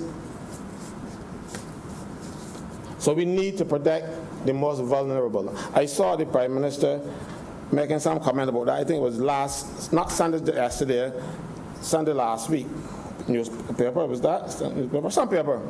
Saying we have to take care of the most vulnerable in this crisis. No, we don't have to take care of the most vulnerable in this crisis. We have to take care of the most vulnerable, period. And that's something we have not been doing. And I've spoken about it here on more than one occasion. The coronavirus is scary, but it's also scary are the people who were in receipt of pensions. They were in receipt of pensions. Government has illegally removed those pensions from them, and by now they should know that what they did was wrong. And they have not taken steps to return them. I have a list of several government pensioners, I'm talking about government pensioners, who were declared medically unfit. And for some reason, the government decided, the last administration decided, on advice from people who can't read and understand, that the invalidity benefit is a pension and they should reduce their pension from the government by the amount they get in invalidity benefits. As a result, those persons have now become the most vulnerable people in society because they can't pay their mortgages, and some they can't buy food, they can't pay light bill, they can't buy everything. So with this new conversion to government, this understanding of government that you must take care of the most vulnerable, I want them to look back, because those people are going to be at risk, because a lot of them are people with chronic diseases who can't work. They can't work. These are not people who are playing the fool and malingering, because they have been certified medically unfit by some of our top medical professionals in this country, and they are home suffering. Now, they are home suffering now, before this coronavirus thing kicks in. Government owes them money. Government mistakenly took it away. One or two people made some noise and government gave back some of them, but there were a hell of a lot more that need to get their monies back with back pay. And I'm going to go through it one last time in this chamber. In 1975, the then government, and I said governments all the time do this nonsense, want to balance the books, so they decided they can take it on the workers. So they decided that people coming in after the 1st of September 1975 will no longer get a national insurance pension and the government pension. But what they said is, if the national insurance pension, if the government pension exceeds what you get from the national insurance pension, your national insurance pension the government pension will be reduced by the amount you get from national insurance. So people who started to work prior to 1st of 1975 will get both pensions, and after you get one. Mind you, the exception was parliamentarians didn't suffer that. They sat down in Parliament and tricked the country, back in 1975. So when people talking about how great they were and all kind of stuff, these were people taking advantage of people way back then. Yes, it was the way excellent everybody did it. That's history. This isn't, I've even heard people in my discussions over the years trying to blame it on Tom Adams. I had to tell him he came in power in 76. Excuse me. Because it is shameful what they've done. But mind you, in the regulations, and everybody want to write this down, General Order 84 says that it will be reduced, your pension from the Treasury will be reduced by the amount you get as an old age contributory pension. The old age contributory pension is payable when you reach pensionable age under the National Insurance Scheme. So you get that old age pension at 67. So we have some people who are 45, 50, 52, 60, who have had their pensions reduced before they reach old age, the age under the National Insurance Scheme. Government knows this. I've said it here regularly enough. I've done it on the radio. I've spoken to several of you. And nobody's doing anything about it now, because government wants to save money on the backs of workers, people who work in government departments and suffered as a result. Because some of these people have respiratory illnesses that can't go back to work because of the buildings that government put them to work in, And then after you send them home medically unfit, you then leave them there to languish in poverty. Now let me explain to you why it is so devastating. Some of these people have mortgages. So when they got the pension from the Treasury, that used to take care of the mortgage payment. When they get the pension from National Insurance, that would buy the food and pay some of the light bill and the water bill, and that $45 increase that you put on the water bill for these most vulnerable people.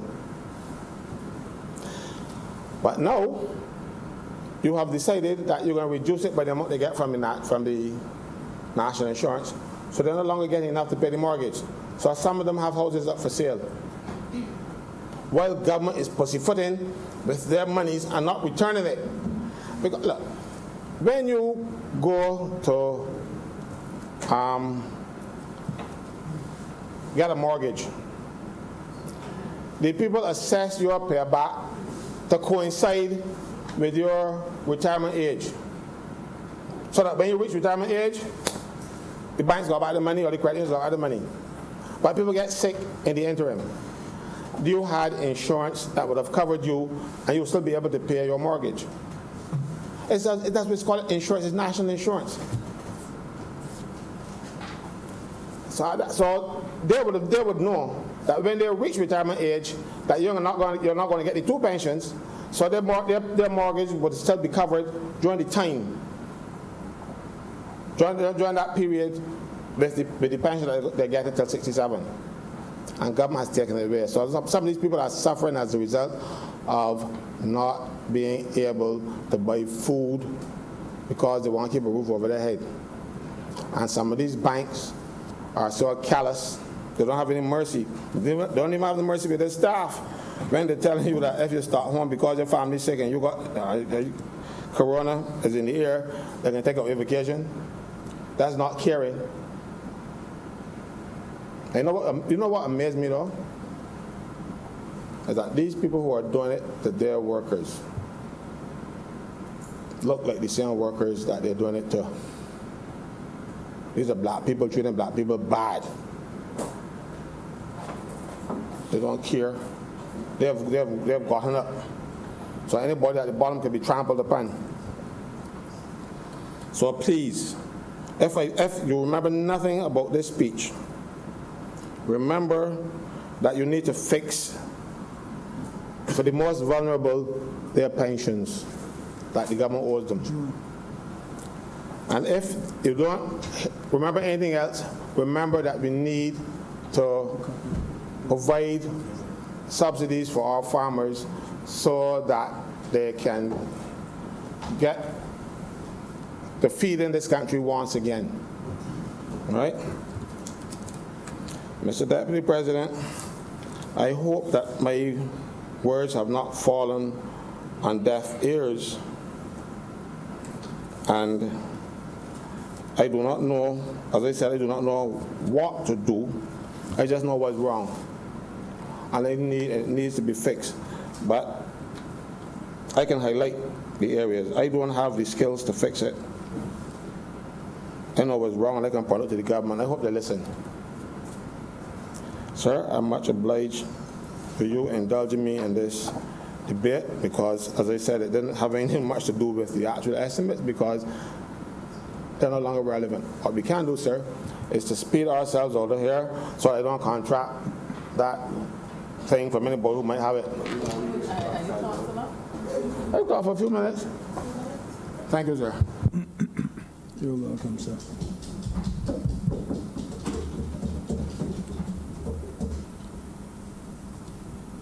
Yes, I think that Senator Franklin's speech was a well-measured speech. Almost a comforting kind of speech. Now, may I remind honorable senators that in the past we are accustomed to having everyone being entitled to their 1 hour delivery. But in as much as we are in these uncharted waters, we may want to just limit our speeches, one and all. I think we can do at least one more speech before we go to break for lunch. And in the circumstances, I recognize Senator Alfie Wiggins. Thank you, Mr. Deputy Speaker and Mr. Deputy President. First of all, I would like to compliment the Prime Minister of Barbados for that huge humanitarian effort in accommodating those cruise passengers so that they can leave Barbados safely. Mr. Deputy President, I do believe that this is going to augur well for Barbados in the future, because not only did we provide the space for the home porting of the ships, but we also accommodated those visitors to which our tourism product sincerely depended on. And I believe that in the future, when a number of these visitors are looking for a place to vacation, they would remember the effort that was done by Barbados and the Prime Minister and the government of Barbados to accommodate them. And I think it's going to serve us very well in the future. Also, I was thinking in terms of the stimulus package that the Prime Minister would have announced on Friday night in the other place. I know when a few months ago it was announced that part of the capital programs, expansion projects that we were looking at, that there would be mains replacements by the Barbados Water Authority on the, I think it's on the West Coast. You know, I think that now that a lot of persons are away from work and off the roads, that I would humbly say that now is a great time for the Barbados Water Authority to start those mains replacement program, and they can do it in peace. And obviously, it means that it will still be providing jobs for the people of Barbados. Indeed, in terms of a lot of the capital projects that was mentioned on Friday night, economic activity will still be going on in Barbados because, as the leader of government business said, it doesn't make sense rehashing a lot of the projects, but we know the Hyatt and the Sandals and the Indigo projects, those projects can still go on as long as the investors feel confident and assured that they can still put the money behind those projects. And even though the tourism aspect is not going in terms of the visitors arriving, the hotel plant, both new and old, can take the time to actually renovate and improve those projects as well.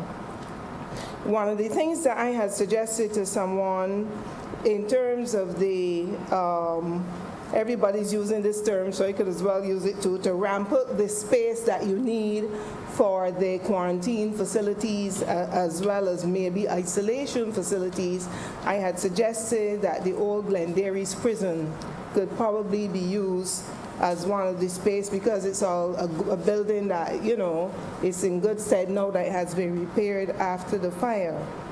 One of the other things that I had also suggested in the past was the hotline. I really felt that 536-4500, even people on the radio, moderators and so on, are calling out that number wrong, and even on television, people are calling it out wrong. I really think it should have been a 3-digit number, like 911 or 999, and it would be so easy for people to remember. And I think another new hotline is supposed to be going into effect from today under the Ministry of Elder Affairs, and it's a new number. So I think that if you had, and somebody called 911, and depending on what the emergency is, they can be patched through there and then, rather than giving people so many numbers to call. And as I said, 536-4500 is a number people are not going to remember in an emergency. So I hope that that is not too late to fix that whole hotline issue. One of the positive things that could come out of this whole pandemic with the COVID virus is this whole question of Barbados moving in a hurry to being a cashless society and a lot of online transactions.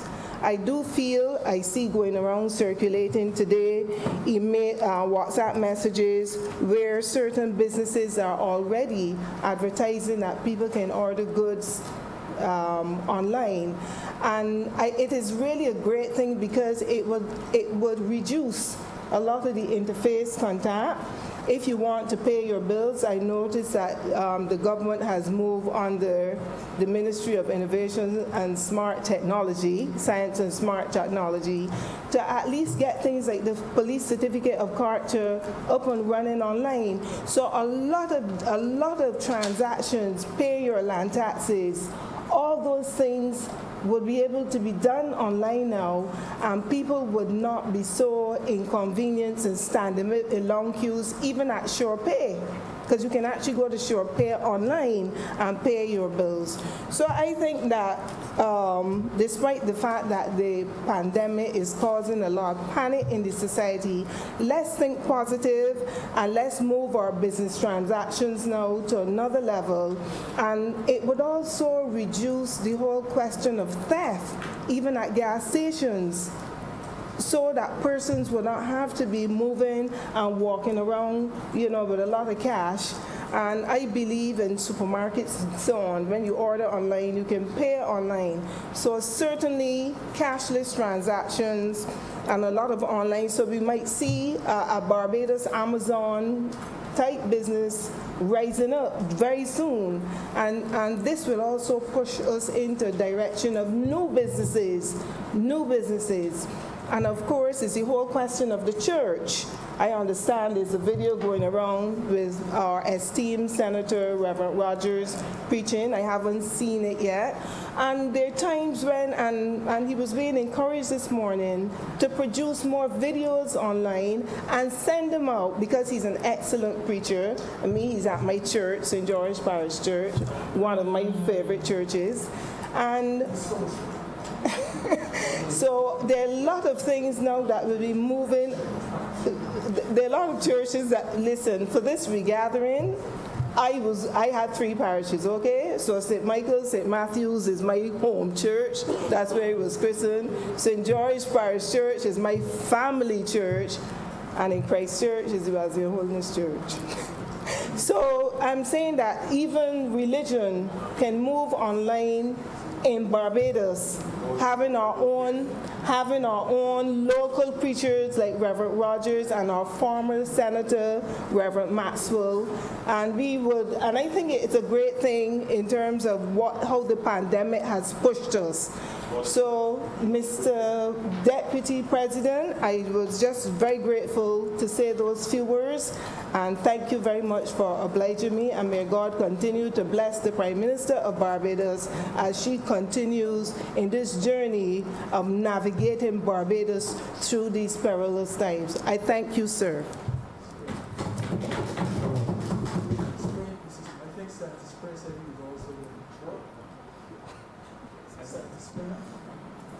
I was saying that. Thank you, Mr. Deputy President. I rise also to add my voice to this debate and to speak in such a way that it is reflective of this current situation that we find ourselves in.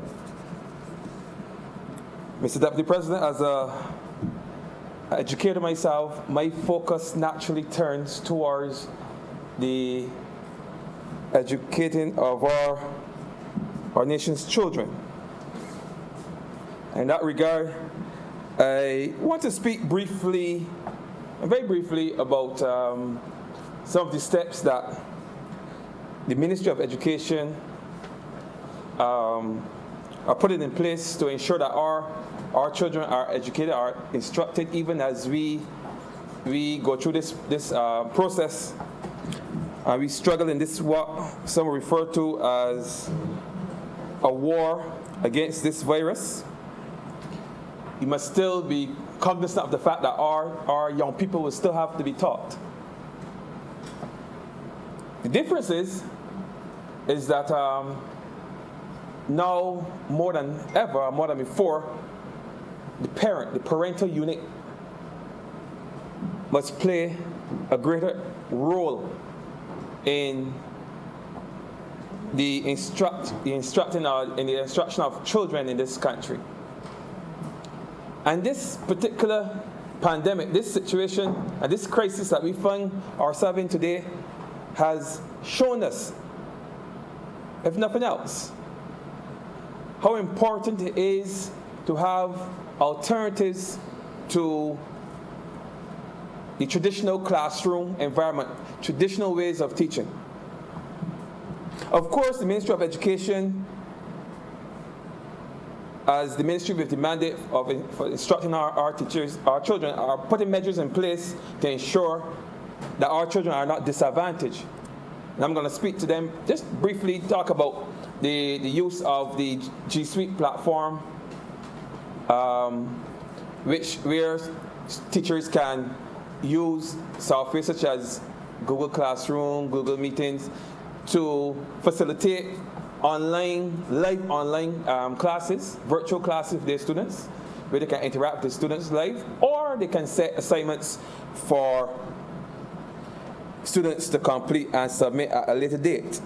It's important that Barbados knows that we are still on the job, and even if the country closes down, that children could still access, there's still a facility for them to learn. But the children will be home for a while. And it's time for parents, as I said earlier, to step up to the plate and to embrace their role as first teacher. As first teacher. And I already saw the memes and the complaints on the social media where parents are praising teachers.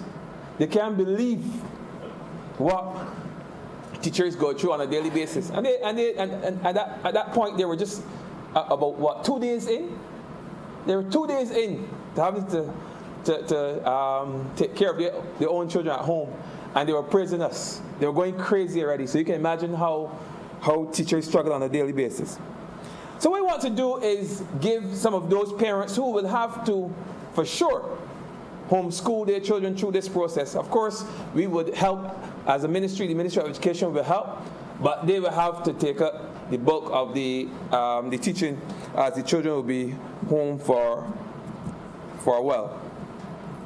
And just a few tips just to get them started. Those parents must adopt a kind of homeschooling mindset.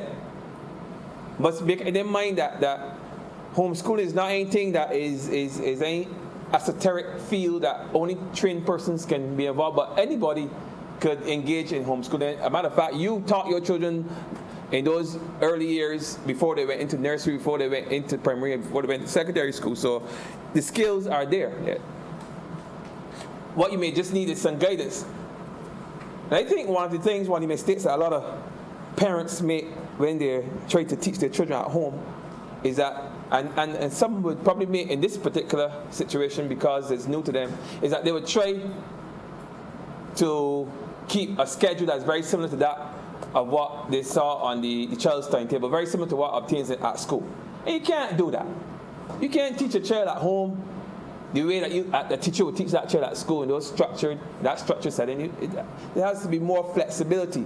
So parents need to understand that, yes, some of them may be working from home, because a lot of us now realize the importance of working from home, and that it's even possible, because before, for some of us, it didn't seem possible that you could work from home. But now we're realizing that it's very easily done. So now you have to work from home, and you have to teach your children or homeschool your children in some cases, assist with the teaching of your children. So you have that situation. You have to have that balance where you have to make time for yourself, make time for your job, but also you want to dedicate some of that time to your child so that your child will continue to learn.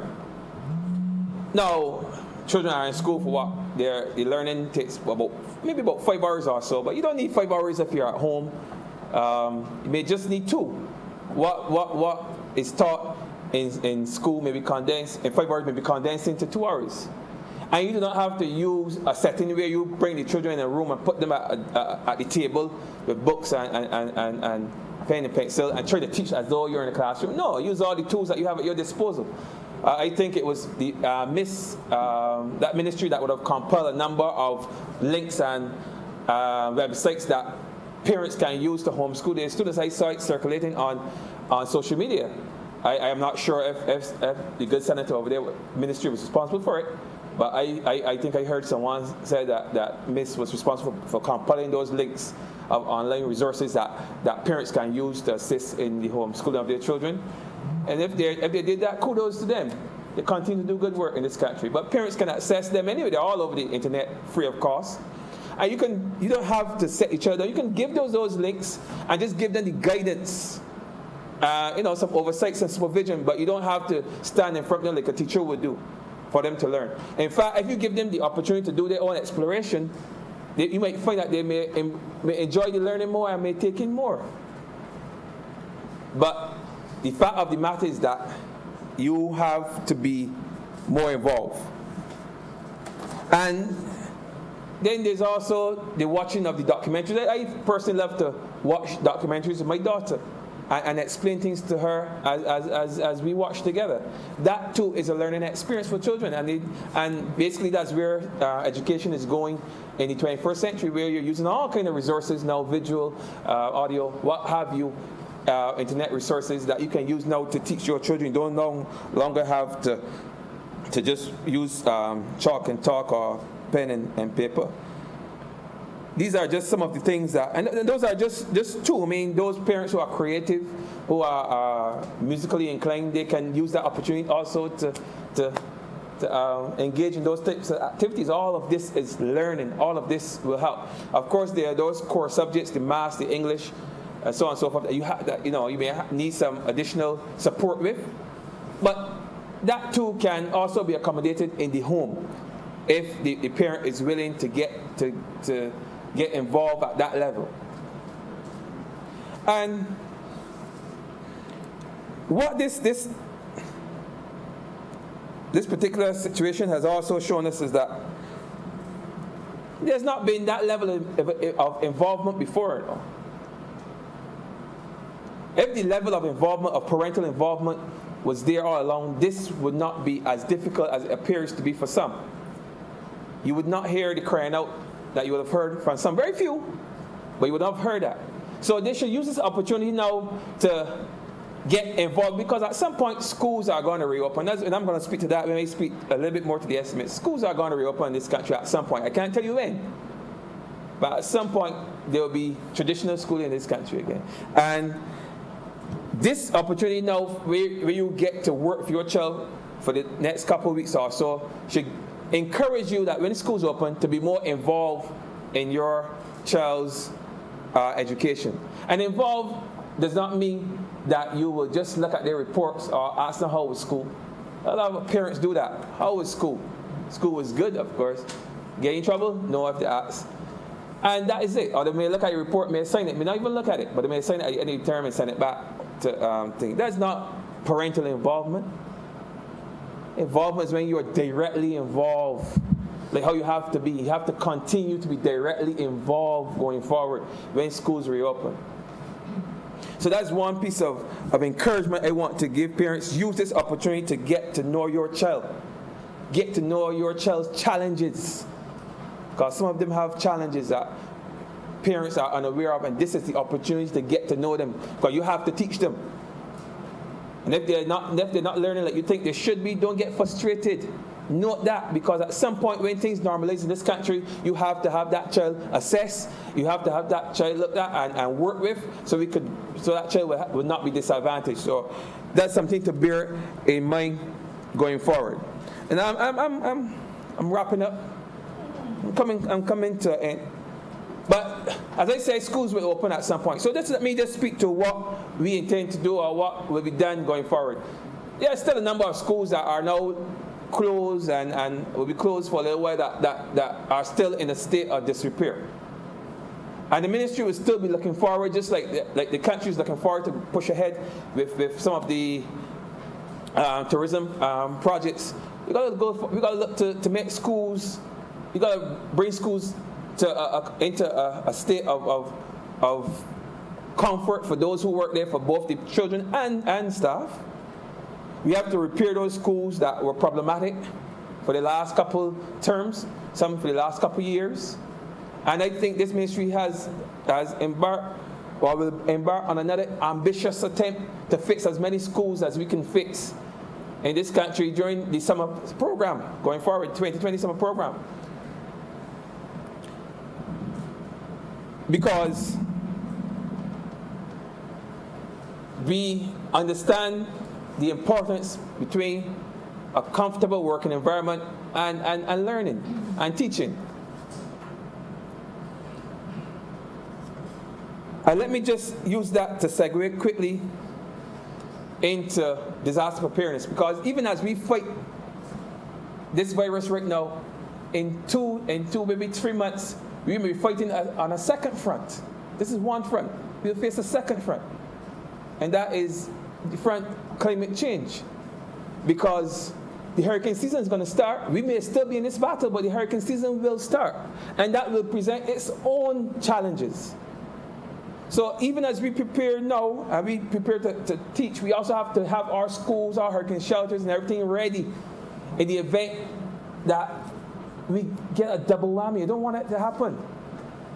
I can't imagine how it would happen. I would love that the entire Caribbean region be spared of a hurricane event for maybe the next 3 or 4 years, but there's a possibility that we may get one this year. This 2020 may be the year of reckoning. Maybe I'm saying that we may find ourselves in a situation where we may have that. They mean to scare anyone, but there's that reality. So we have to prepare for that in the event. We have to prepare. We know that we normally face hurricanes around hurricane season, so we are in better position than where we are now with this pandemic, which caught a lot of people by surprise. But we know that we have to get our facilities in a working condition, so that in the event that if, God forbid, and there's an event, hurricane event, that we have some place safe for our people. So we are going ahead with our water tank program. I'm sure that they're working on the bathrooms, ensuring that the bathrooms are completed, ensuring that schools have generators. In the event that there's, in many cases, if there are hurricanes, there are power outages, there are water outages, so we must have that potable water, we must have electricity. And we must have our buildings in the ready. So I'm not saying that to scare anyone, just to remind persons that in a few months we still have hurricane season. And then there's also the School Meet Center. I would have spoken about it recently. I had the good fortune to celebrate a church service, 57 years of its existence, 57 years of providing the nation's children with meals,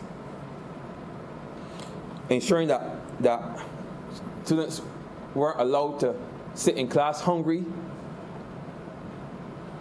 In many cases, not only providing children with lunch, but also providing some of those children and their families with dinner. So there was also that. So I had the opportunity to be with them and that. And we are working towards the completion of the center in 6 Roads, a state-of-the-art center, which, as the Prime Minister alluded to, and I would have mentioned that earlier, would not only serve the children of this country, but in the event of a hurricane event, could be used to serve the people of this country, or assist with the feeding of the people of this country. So there is that.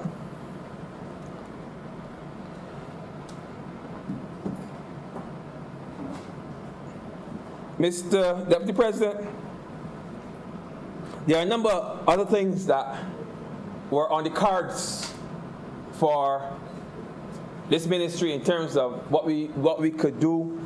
You know, we still have to push ahead with some of the programs in terms of training our teachers to detect those students with special needs. We still have a number of programs to train our teachers to work with children with challenges and behavioral challenges in schools. Those things still exist. Those things will exist long after this. We have won this battle with COVID. So it's important to know that these things that we have not stopped everything just to deal with this, that there are still things that are ongoing because we anticipate at some point we'll be back to normal. But I will not get into them now. And I'm getting an indication from some of my colleagues that I should wrap up. And I will do that by saying this. This COVID-19 pandemic is a reflection point for all of us in this country. Giving us the opportunity to see how vulnerable we are as a people, how susceptible we are to certain things. It would also tell us how much we care about the most vulnerable people in our society, how much we regard our elderly. Because we know that our elderly are listed among the most vulnerable. And our behaviors will determine if we care enough about our elderly to do what we are instructed to do and make every effort to ensure that we do not contract this virus and go back to our homes and expose our grandparents, our older parents to this virus who are more susceptible. It will tell us a lot about ourselves.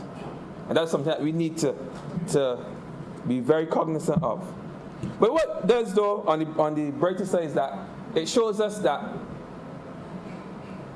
we must have a greater integration of our technology into not only our schools, but into the running of our country. And I'm telling you, I must applaud and commend our Prime Minister for being so forward-leaning in her thinking as to go ahead and create a Ministry of Innovative Technology and a MIS. Let me just put that deals almost entirely with technology, that understands that we should be able to use that technology to our benefit to run a government. So where e-governance becomes a feature of the Barbadian political landscape. That puts us in a position now where we can better rally through this situation, because we can still meet through e-governance, we can still function as a country through e-learning, through e-testing. This is what this particular pandemic has shown us. We are better prepared than most because of a forward-thinking government and a forward-thinking political leader. So as I close, I just want to say that just like everybody else in here, I hope that we would weather this particular storm, we get through, that persons exercise the care, the caution that they've been warned, and that we all stay safe. We all do all that is in our power to ensure that we fight and wrestle this disease to the ground, and that we come out of this a stronger, a better, and more united Barbados. And with those few words, Mr. Deputy President, I'm obliged.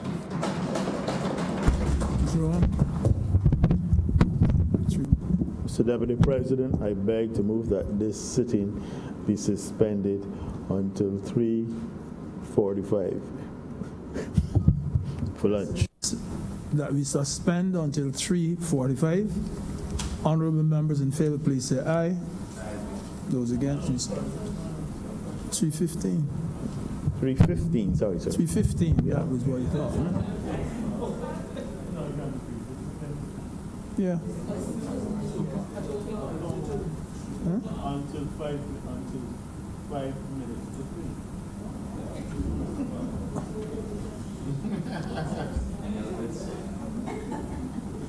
So the question is that we suspend until what, 2:55?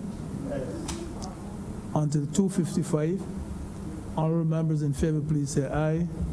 Those against, please say no. We are suspended until 2:55.